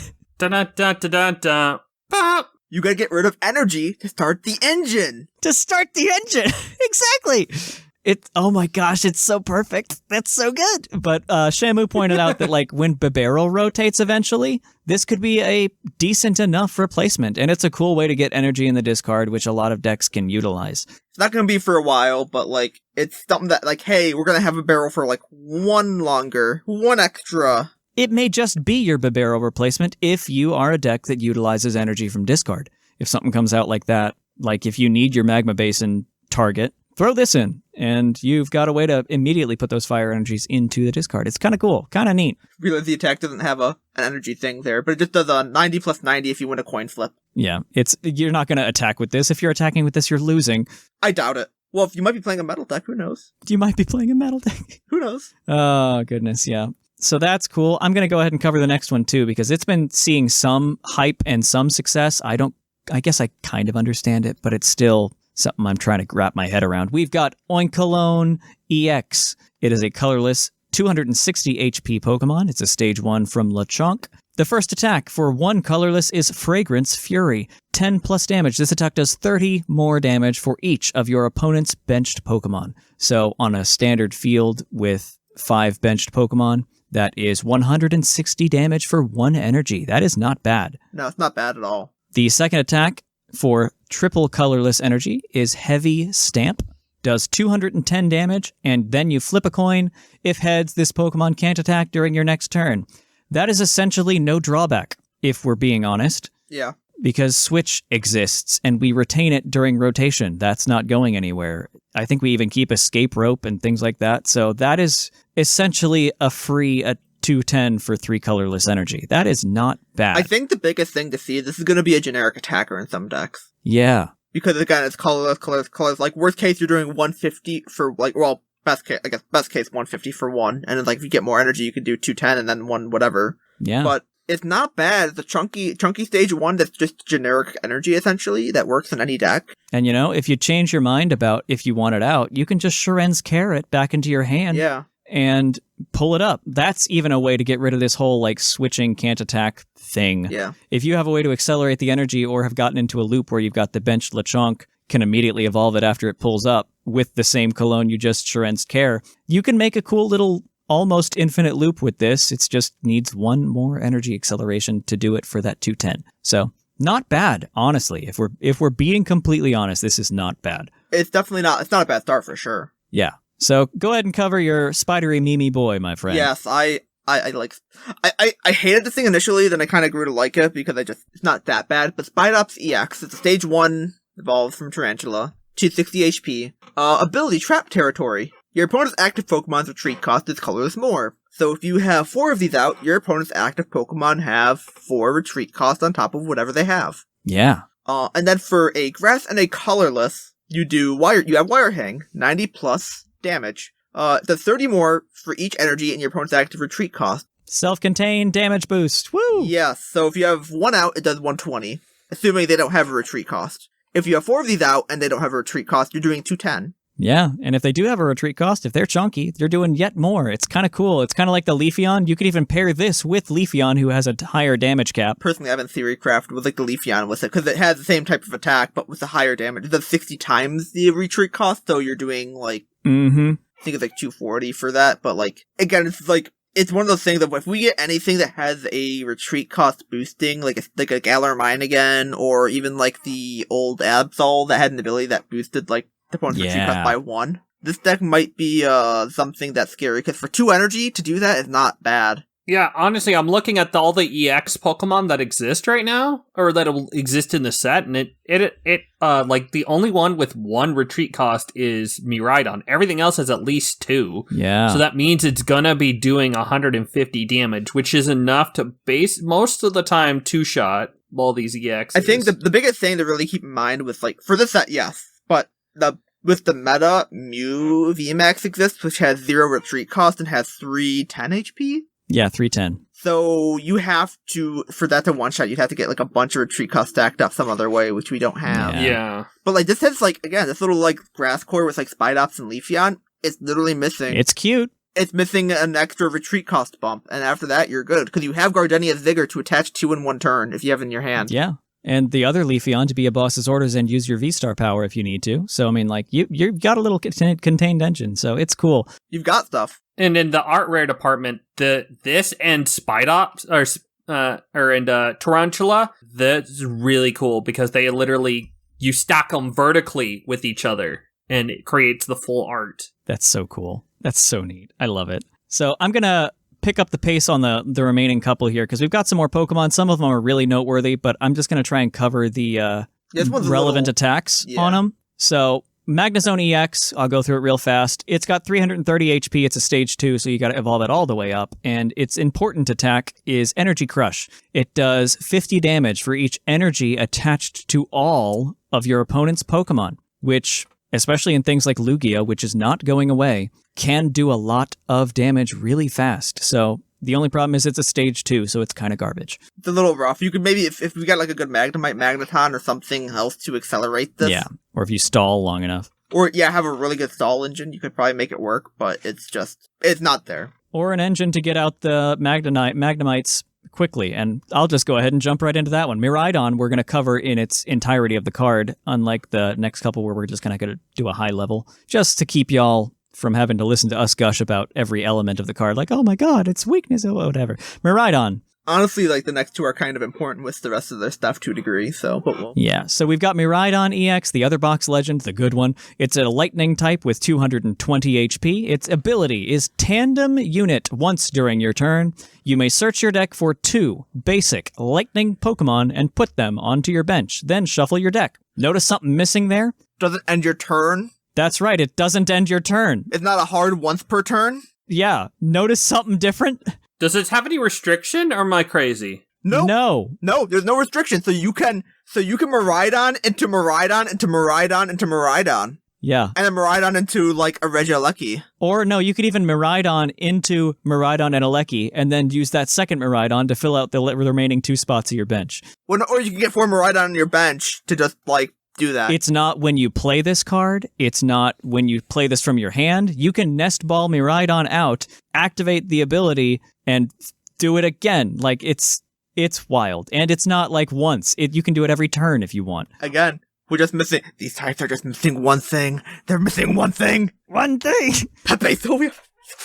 But its attack for Lightning colorless is Photon Blaster, 220 damage, and this Pokemon can't attack next turn. So, not bad. And it's got a retreat cost of 1. Hey, you know what works really well with this? The basic electric. That's 220. What do 2 Regieleki VMAXs do? It makes it 280. Yep, there you go. There it is. Regieleki plus this. And a third one, that's 310. Yeah, and the Ampharos, I think, is another combo that people have been theorizing with it, but it has yet to see tournament results in Japan. We'll see if people crack it. The Ampharos doesn't have enough damage output. Yeah, the energy acceleration is also a problem with this deck. You can get the Pokemon out, but... There's an energy acceleration card in the set. Oh yeah, the item. So we'll get there. Yep. Cover Bayonet, Shamu. Yeah, I'll cover these next 2 real quick, because these are easy. Bayonet Stage 1 Psychic, 250. Do you like good old Gengar Mimikyu Do you like Gengar Mimikyu? Yeah. Do you like Vikavolt? You'll love this card. For 1 Psychic, you do 30 damage. Your opponent can't play item cards from their hand during their next turn.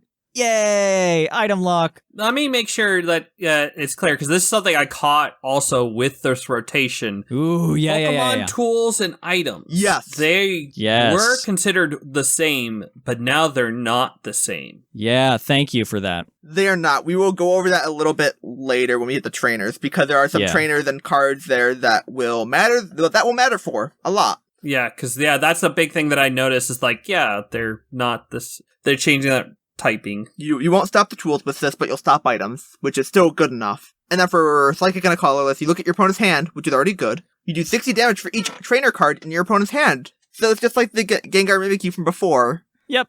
It's even the same attack name. Yep. And Weakness Darkness 2 retreat cost, but this is just going to be something you see it's play cute with. And annoying. It's cute, it's annoying, because you can just item lock, and that can stop certain decks. Honestly, like a 1/1, it could be even in like a Lost Engine, where you have the other Bayonet that gets you a supporter out of your discard, and then one of this one to just be annoying if you want to. Like, you have options. And Psychic Colorless means you can Mirage Gate to it easily. Yep. Hello, it's me, crafting the worst Lost Zone box on the planet. That's plagiarism. Don't take my ideas. All right, hit me with Klefki. Klefki, basic Pokemon, 70 HP. Ability, Prank Lock. As long as this Pokemon is your active Pokemon, each player's basic Pokemon in play have no abilities other than Prank Lock. I hate it, because that shuts down Lost Zone almost entirely. Yes, this is going to be very annoying to deal with. It also shuts down Miraidon, Koraidon, any basic. It shuts down a lot of things currently. Yeah, it's a good Pokemon for your Gardevoir type decks in the short term, just to like get you set up. Stall it out, let you evolve. The biggest thing to keep in mind, though, is with loss of Scoop Up Nut, bench space is very important. Yeah. You put something down to the bench, it's on the bench. You're probably not going to get that back off the bench unless it's knocked out. But it might be good to play two of these, because Escape Rope still exists, and you can rope between the two of them. So that's the thing. Yeah, you probably want to play two in case lost they can't lock break matchup. The lock. And so you can't break the lock. But for one colorless, it has knockoff. Does 10 damage. Before doing damage, discard a Pokemon tool attached to the opponent's active Pokemon. That can very much come up in many cases, depending on what's going on. Absolutely. Do you want to talk about this fun little boy? Oh, I want to talk about this fun little boy. I'm so excited. This is the last Pokemon I think we're going to cover, and you're going to be floored that I'm talking about this as a good Pokemon.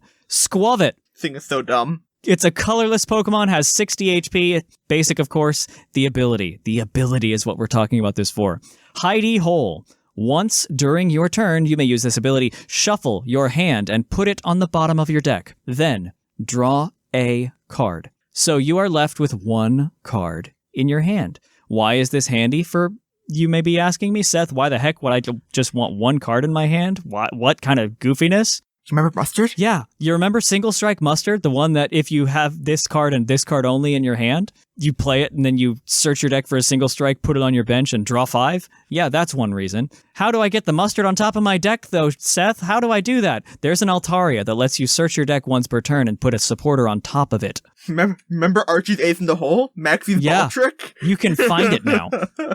The other thing that I like most with this, that's a cool gimmick engine for very specific decks. The thing that I like with this is pairing this one card with a Bibarel engine. Because if your hand is garbage and Bibarel will not help you get out of that problem, you put all of those cards on the bottom of your deck with the Squavit, and then just Industrious Incisors to draw 4. And you have a whole new hand. Yeah. You can cycle through the top and bottom of your deck so quickly. With this, it's not once per turn either, so if you get multiple Squavit for some reason and have multiple Bibarel for some reason, or just, whatever, you can do whatever you want with this. It's so cool for just churning through your deck at a rate. And one other thing, too, that's really cool, if you're Lost Zone and you have a whole lot of energies in your hand, you can, in theory, put them down and, they're all Mirage Gateable again. It's an option.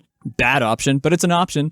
There are things you can do with this that are really cool. Definitely. It just comes down to the whole, bench space issue. I'm so hyped. I hope there's a cool alt art for Squavit specifically. I really hope so. But that is the Pokemon. We're going to hit the trainers now. Yes, and then to kind of go back, that tools are now no longer items. Yes. They are their own separate thing. So, again, as we said, Bayonet will not lock you from using tools because they are no longer items. And this, importantly, applies to current tools. This is an errata that will be out. Yes. That's where something we all see it says it's an item, but we all know because of the errata that was issued that is no longer correct. That is not true. They are a tool trainer card. They are no longer a tool item trainer card. They're just the two. So, under item lock, be it Vikavolt or that Bayonet, you can still attach your air balloon and get out of the active now. So, that's cool. There's a couple other reprints, speaking of which. I was just going to blitz through all of them real quick, because I have them sporadically, but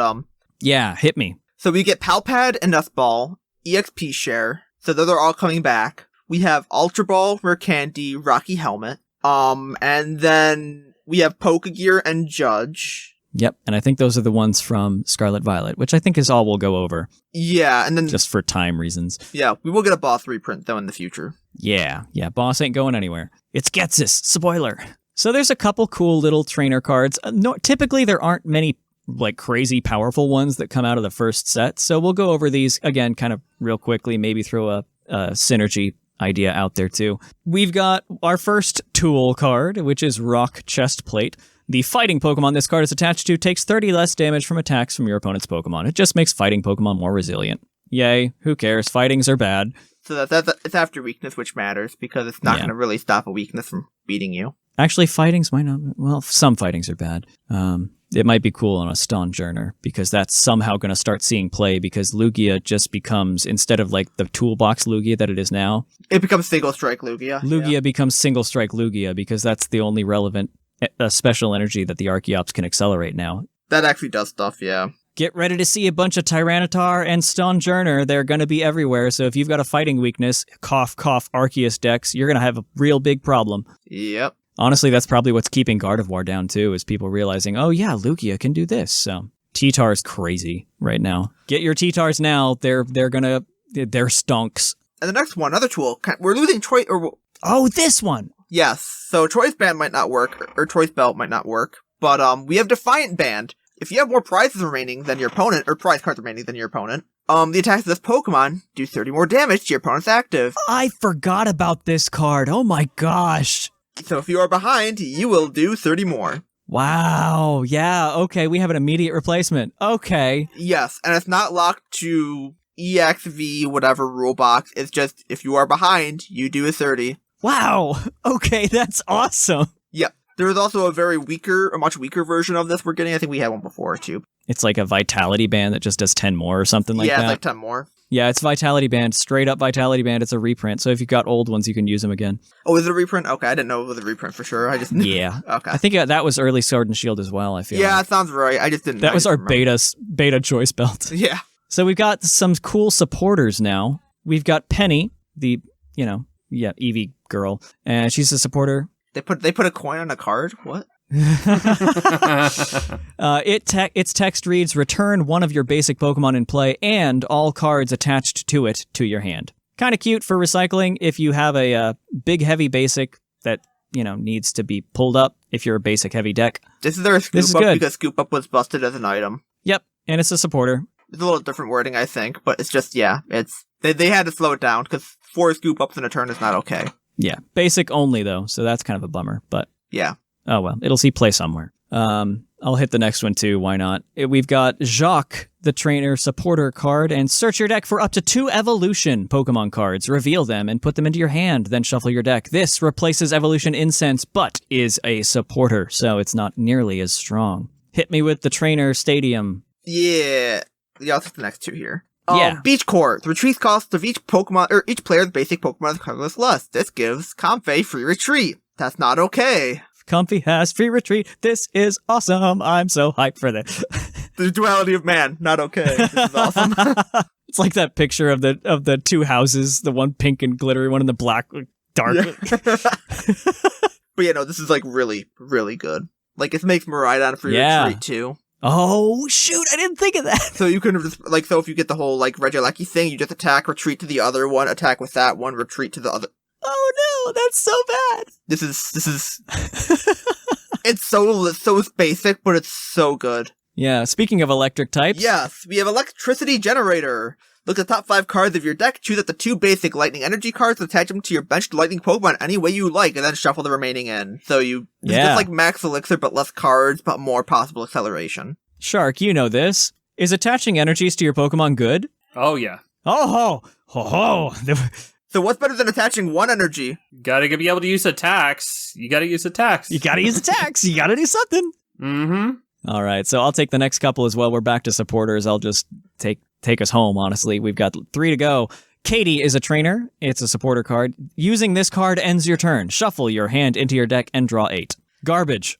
Draw 8's cool, but it ends your turn, so what do you do with them? Like, what are you doing? This might see some play in some control last thing or something, you never know. It's not, the ending your turn is not good, but the fact that you can just draw 8, you know, it's like... If you got nothing else, I guess it's something, but Judge exists, so... Ugh. It's essentially, you're losing a turn for a mulligan. Yep. Which is not good, but also, like, I don't know. You never know. Yeah, we've got another supporter that's seeing a decent amount of play in these Japanese tournaments. Yes. It is our sandwich boy himself, Arvin. Search your deck for an item card and a Pokemon tool card. Reveal them and put them into your hand. This thing is busted. And shuffle. Yeah. So what's a cool combo you can do with this? I know there's a couple. The one I'm aware of, again, Miraidon, electricity generator, EXP share. Yep. Because you put the EXP share on something, you get the electricity generator. If your Pokemon dies in the active, you get to take... So if you have multiple EXP shares on the field, and your active Pokemon... Well, let's say you have 3 energy on your active, 3 EXP shares on the bench. Yep. Each one of them trigger, don't they? Yep. You can take all 3 of those energies on the active and put them each to one of your Pokemon with an EXP share. Uh-huh. So you don't lose your energy. It's wild. And you don't need that tool spot for a boost, because if you're playing Regieleki, you have the boost in Regieleki. Uh-huh. Yep. It's a cool little combo. It's it's like, also, you know this guy, you know the Seal Stones? Yep. The Seal Stones. Yeah. We have a supporter that searches them now. Oh no, the Seal Stones. I forgot about that. So you can Luminion Arvin into a Seal Stone. Oh no, and a switch to get the right thing. Oh no. Yeah, this is a very good card. This Arvin is... Oh, that's why it's in those Lost Box decks? Oh my gosh. Arvin is insane. It's so basic, but like what I've learned from Yu-Gi-Oh! And other trading cards in general, anything that gives you a search is good, and this gives you a search for an any card search. So, yeah. Have fun with Arvin. So, we've got the final card that we're going to be reviewing today. That is one of the trainers, and it's probably going to be the most expensive alt art that there is. It is the nurse from the video game, Miriam. She's a supporter card. Choose up to 5 Pokemon cards from your discard pile, reveal them, and shuffle them into your deck. Then, draw 3 cards. This is just Pot of Avarice for Pokemon. It's Brock's Grit for Pokemon only, and draw 3. It's wild. Pot of Avarice, you... It is what it is. Pot of Avarice. Shuffle 5 monsters from your deck into your graveyard that draw 2. It's just 1 extra card, and it's not up to. Or it's up to instead of... Yeah. So yeah, this one's cool because we'd lose Ordinary Rod, which loses a lot of the putting Pokemon back into your deck from your discard. You generally, like, they're running Clara instead just to get them back to your hand, so it kind of, like, works in the same way. And that gets energies too. This is only Pokemon. But it's real neat that it's both shuffle back and then draw 3, so you have a chance to get one of those Pokemon that you shuffled back in. So that's cool. Yeah, this might see some play, especially because, as a one of recovery. We might be getting Lost March, Night March back, possibly. We don't know. Yep. We got a Pokemon revealed with the first attack of that, and it's like, it's a bit scary. That's gonna be for next time, though, right before the other one comes out. No, not this time. Not this time. That'll be our May TCG review set when we talk about what the cards we know from the others. Yeah. But yeah, so that is where we are, and honestly, it's real exciting. Some of the big deck names that are coming out from the Japan format, which is currently essentially in this format already. They've already had rotation. These cards are out there. Some big names that are not unfamiliar are Lost Box in some form. There's regular Lost Box with just the Sableye Comfy plus whatever. There is Giratina, which is doing very well over there. Arguably, it's the best deck in format right now, despite the fact that it's not topping results. The fact that people are countering it. Yeah, I think the one thing to point out with Japan, just so we make sure people are aware, Japan is best of 1, not best of 3. Yeah, they're different slightly than us. Oh. So that's a major difference, because best of one, you can pull some cheese and just win with a random deck, and then you just get stomped out or get super lucky or unlucky, or it's a lot more risk versus reward than... Yeah. Like you said, the biggest thing is like you can do some kind of weird teching. So don't necessarily just copy a Japanese list, because they have a fundamentally different format than we do, but you can get at least a good baseline. Yeah, it's a good base to get off of it, and then you can just tweak it from there. Other names, like we mentioned, Lugia is still here, but it's just single strike Lugia now. Mew is still very powerful, so get ready to have Drapions in every single deck. Then the new faces, things like Gardevoir, and honestly, that's the only real new face that you see, other than just some tech cards and things like that. That's the only directly new face. Miraidon, I think, sees some play too. Yeah, Miraidon, with it how self-contained and powerful it is, that makes a lot of sense. That Stonjourner in Lugia probably keeps it down a little bit more than we expected, now that people have figured out how to do Lugia again. Because when you can cheat the Pokemon card game, it's good, and you win with it, because you're cheating. Legally. Again, this format takes effect next month. Like middle of April is when we'll finally have the rotation and things will be legal. One other thing to note that I just want to make sure we say it. If y'all are going to any tournaments and you want to use some of these reprint cards that are currently legal, things like the energy cards with the silver borders, or Pokegear, which we get back, but may have the cool new Scarlet Violet alt art, don't do that until the set itself is legal. So if you go to a pre-release and you pull a really cool, I don't know, Pokegear and want to use it at, say, Charlotte, North Carolina or whatever, don't do that. You'll be kicked out. You'll have to replace that card with a basic energy because you're breaking the rules. So don't replace your cards in your deck for bling quite yet. Give it a little bit of time. Did we keep your pace, Shark? Do you have any questions for us to make sure that the folks at home don't have any? No, I think we're good. I'm excited about the set, though. I really am too. Even from like a collector standpoint, this one is so much nicer than sets have been recently, with, you know, the trainer galleries being things from this set, gosh dang it, and no stupid rainbow rare. Yeah, rainbow rare being gone is so nice. I'm excited to just collect them again, very honestly. I was so burnt out from pulling, you know, my rare being replaced by something that was going to rotate in a couple months, and I just got real irked by that, so I just stopped buying them, very honestly. Well, at risk of this being a longer episode, we're going to call the topic there, so we're going to kick it on over to our Pokemon of the episode, and we will catch you guys on the flip-flop. Poke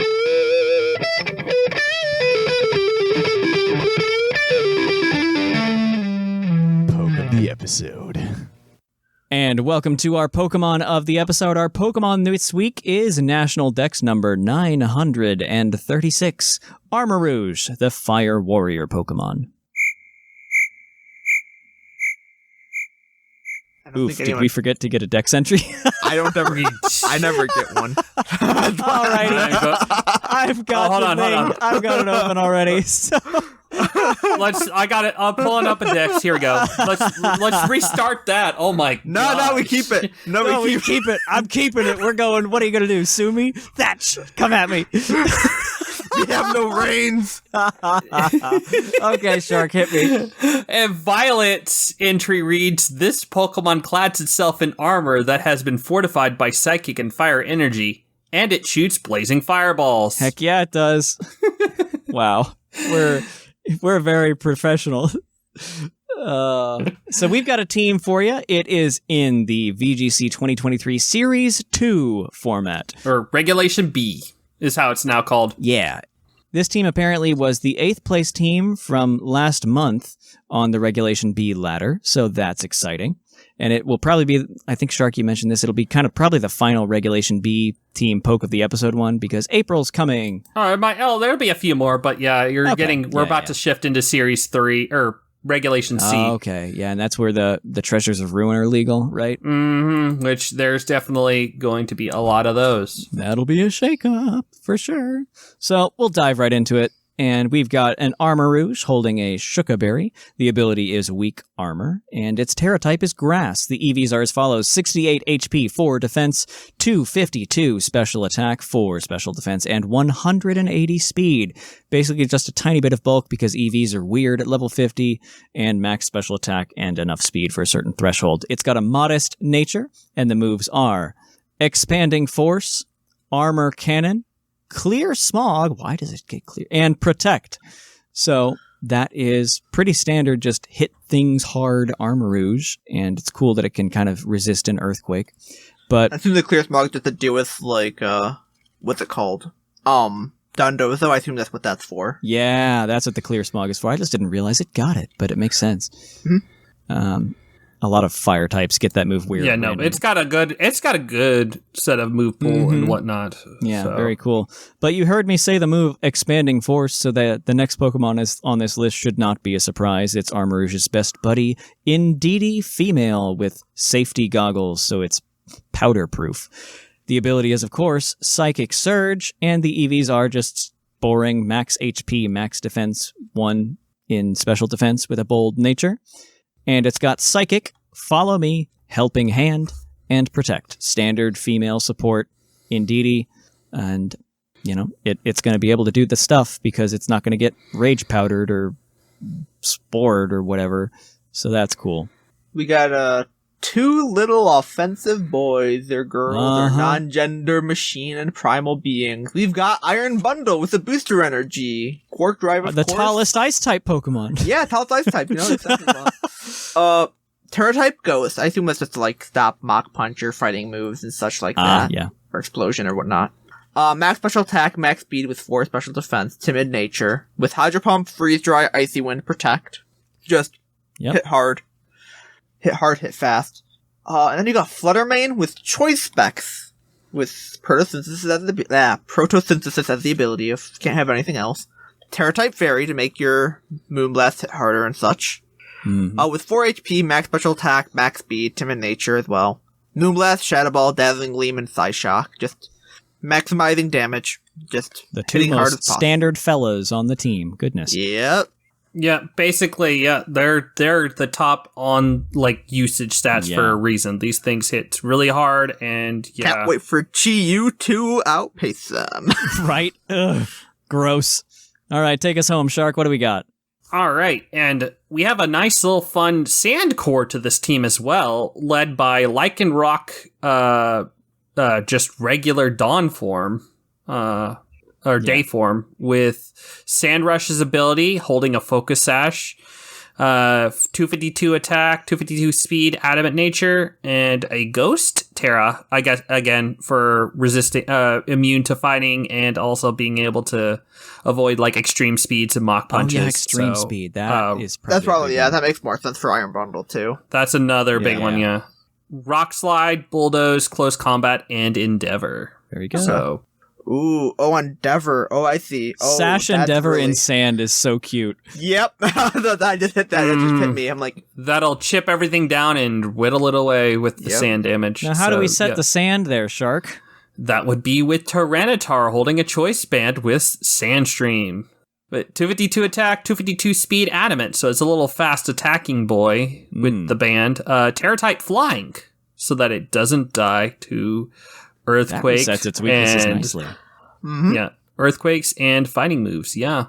Rock Slide, just to get those flinches. Assurance, because you can be able to get the whittle damage off with something else on your team that's faster. Brick Break to break screens and or just coverage. And then Terra Blast. So a good flying spab option. And that hits the grass types and fighting types that like to come in on Tyranitar, so that's cool. Mm-hmm. All right. Well, yeah, that's it. That's the team. And give it a whirl. Armor Rouge is real cool. Both in regular and TCG.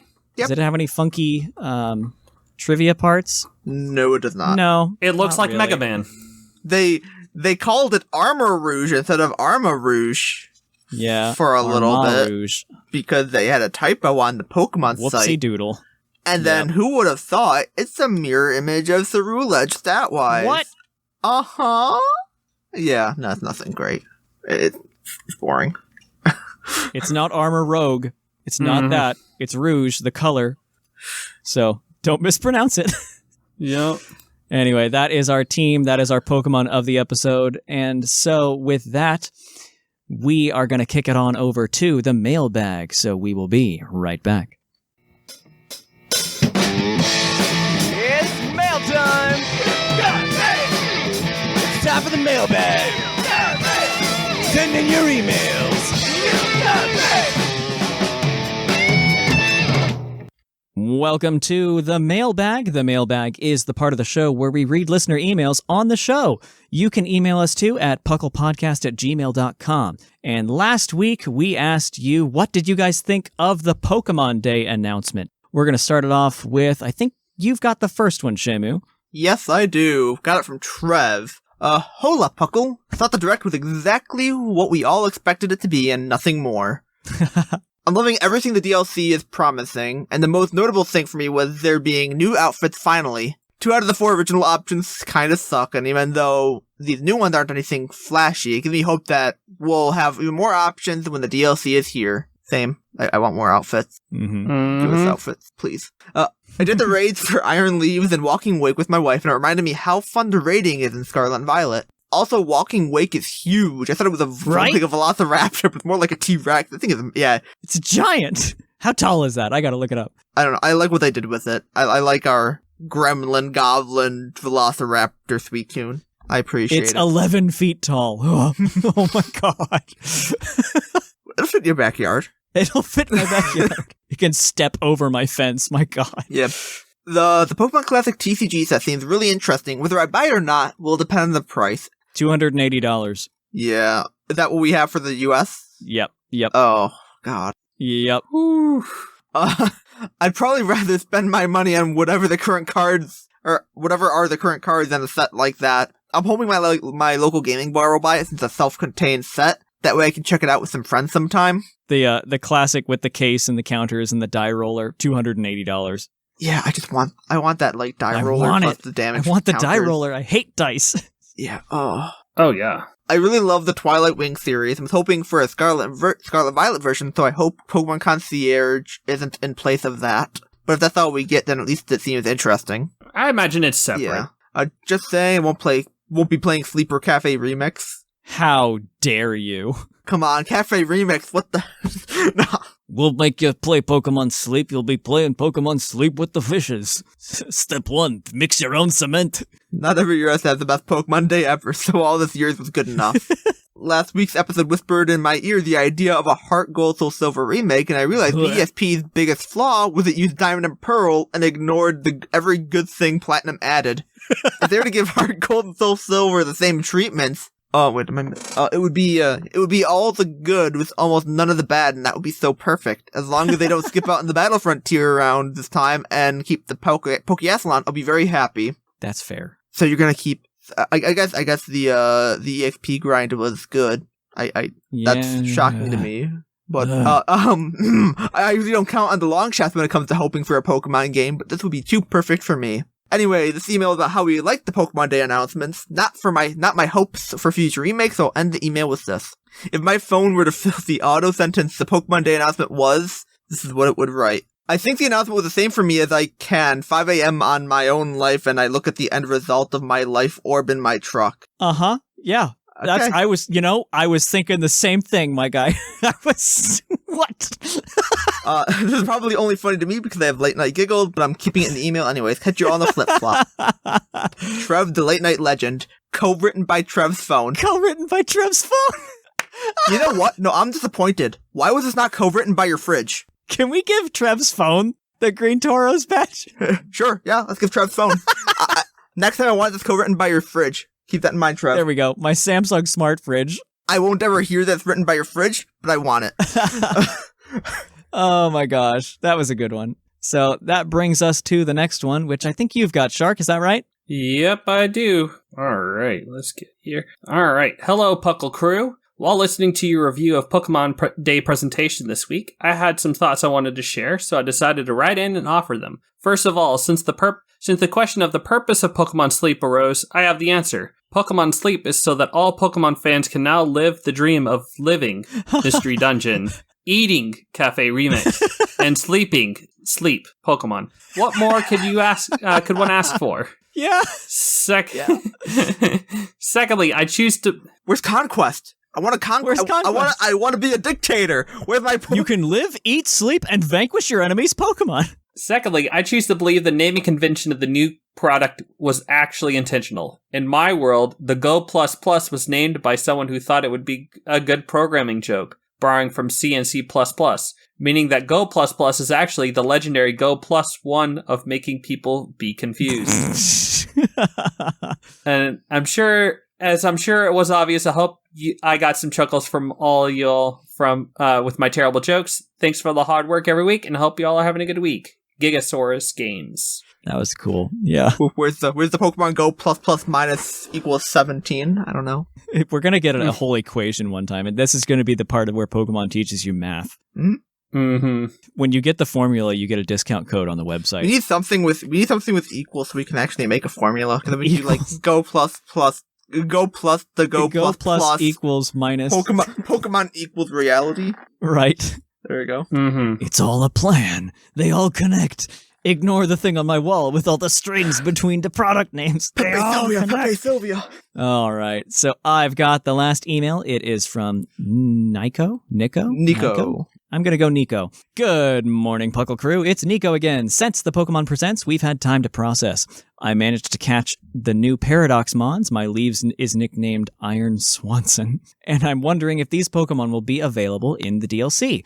As much as I like catching them in raids, they're unbreedable, which adds scarcity. Side note, where's the paws on the floor people for walking wake? I guess that's just a thing for starters. I'm happy the Teal Mask is introducing new regional variants of Incineroar, Unpheasant, and Thwacky. Oh my god. Pheasantipity is by far my favorite, but I will never learn how to spell its name. I expect another evolution and or form for all of them. Some people assume it may be a Sentai-style Power Rangers outfit just based on the masks in the trailer. Who knows? Maybe they'll merge into a Megazord or something. Pokemon merging was hinted at in the Scarlet and Violet books, and I could imagine Walking Wake and Iron Leaves eventually having some horrible merged form with the rest of their Paradox trios. I think going back to the paws on the floor thing, we already had that with Suicune. Yeah, like, now we want paws off the floor. You want paws on the floor? We have Suicune over there. We have it already. Yeah. Suicune at home. It's also the same when you have a 4, and then you go on 2 like Incineroar. It's like, no. Why? It's cool, though, because it's just a Dilophosaurus. Yeah, it's also a dinosaur, which are... It's that frilled lizard that spat at the guy who stole the dinosaur eggs in Jurassic Park. That's what it even spits and has, like, that's how it does its moves. It spits. It's got the flamethrower. It spits scalding water, you know? Yeah. Mm-hmm. Anyway, moving on with this. I still have hope for the blocked off region in the Paldea map. Maybe it's an airport to take you to the DLC. Maybe they'll let us visit that space in a future game. Perhaps an upcoming XY remake? Perhaps Pokemon Legends Floette? It could be the unannounced wave of DLC people are talking about, but I don't think that's happening. It should happen, but the same could be said for Pokemon Z and Legends DLC. I can't wait for something to, like, the in-game cutscene of, like, a beam hitting that giant rock and it shatters to reveal a whole city of, like, it's like a modern city. It's like nothing happened. They activated the weapon again? No, it's what it is that, you know, it's Clay from Pokemon from Black and White with his Excadrill just burrowed a hole through the wall. I've been digging for months. And it leads you to Unova instead of Kalos. That's how you start the Legends game. We're sorry. You just find the subway with just whichever one of the two, Ingo and Emmett, is actually still here and not in the past. Yep, it's just literally a subway system. I'm just imagining the whole like statue thing. You just take like a chisel and like a hammer. You hit it once and it just shatters to a perfect like subway train or something like that. Like it's just like, yep, this was here. And you get to the end of the subway and it takes you to Unova and you get out and it's an announcement comes over the PA. Attention passengers, we regret to inform you that the entrance to Unova is currently blocked by a group of Psyduck with a headache. Please tune back next winter 2024 with the DLC for... No! We are going to go on a detour to Kanto. Enjoy your stay. No! For the 17th time. Anyway, let me wrap up this email. Side note. Yeah. I can understand the disinterest in Pokemon Sleep, but we've forgotten one important thing. Sleeping animals are adorable.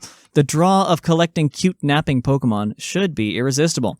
If Pokemon Sleep had been released before 2020, it would have been the only way to see a sleeping Pokemon that isn't just using its idle battle animation with its eyes closed. Now, Pokemon actually have real lying down sleeping animations, and Pokemon Snap has nothing new to offer. Also, I have never been more hyper-aware of Pikachu's voice actor as when I heard her singing lullabies in the trailer. It's highly unsettling having a human pretending to be an animal in my bed and singing to me while I try to sleep.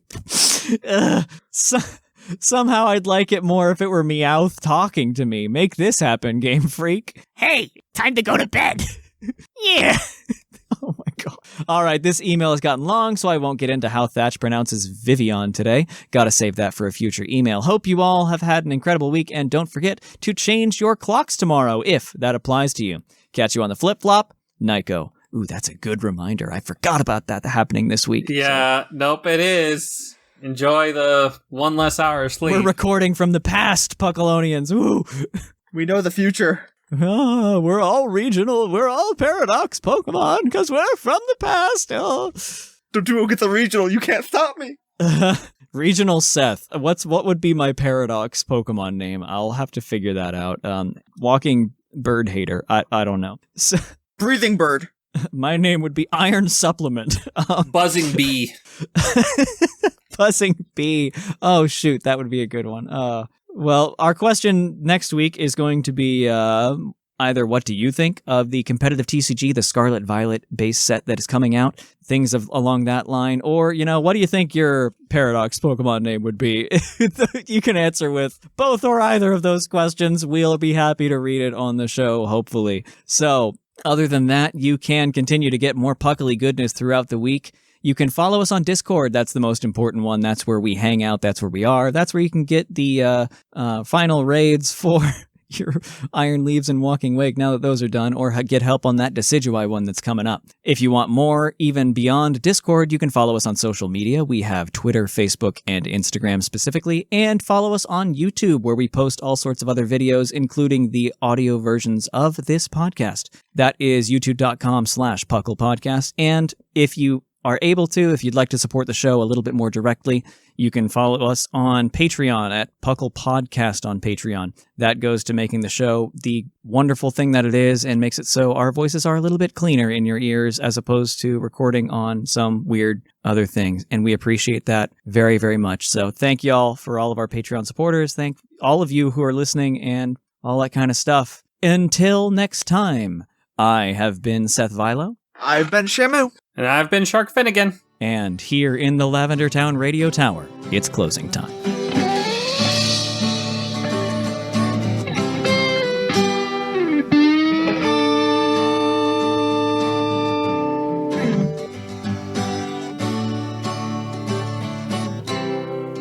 It's closing time in Lavender Town. Time to say our goodbyes. It's closing time. Farewell, my friends. I'll catch you on the flip side.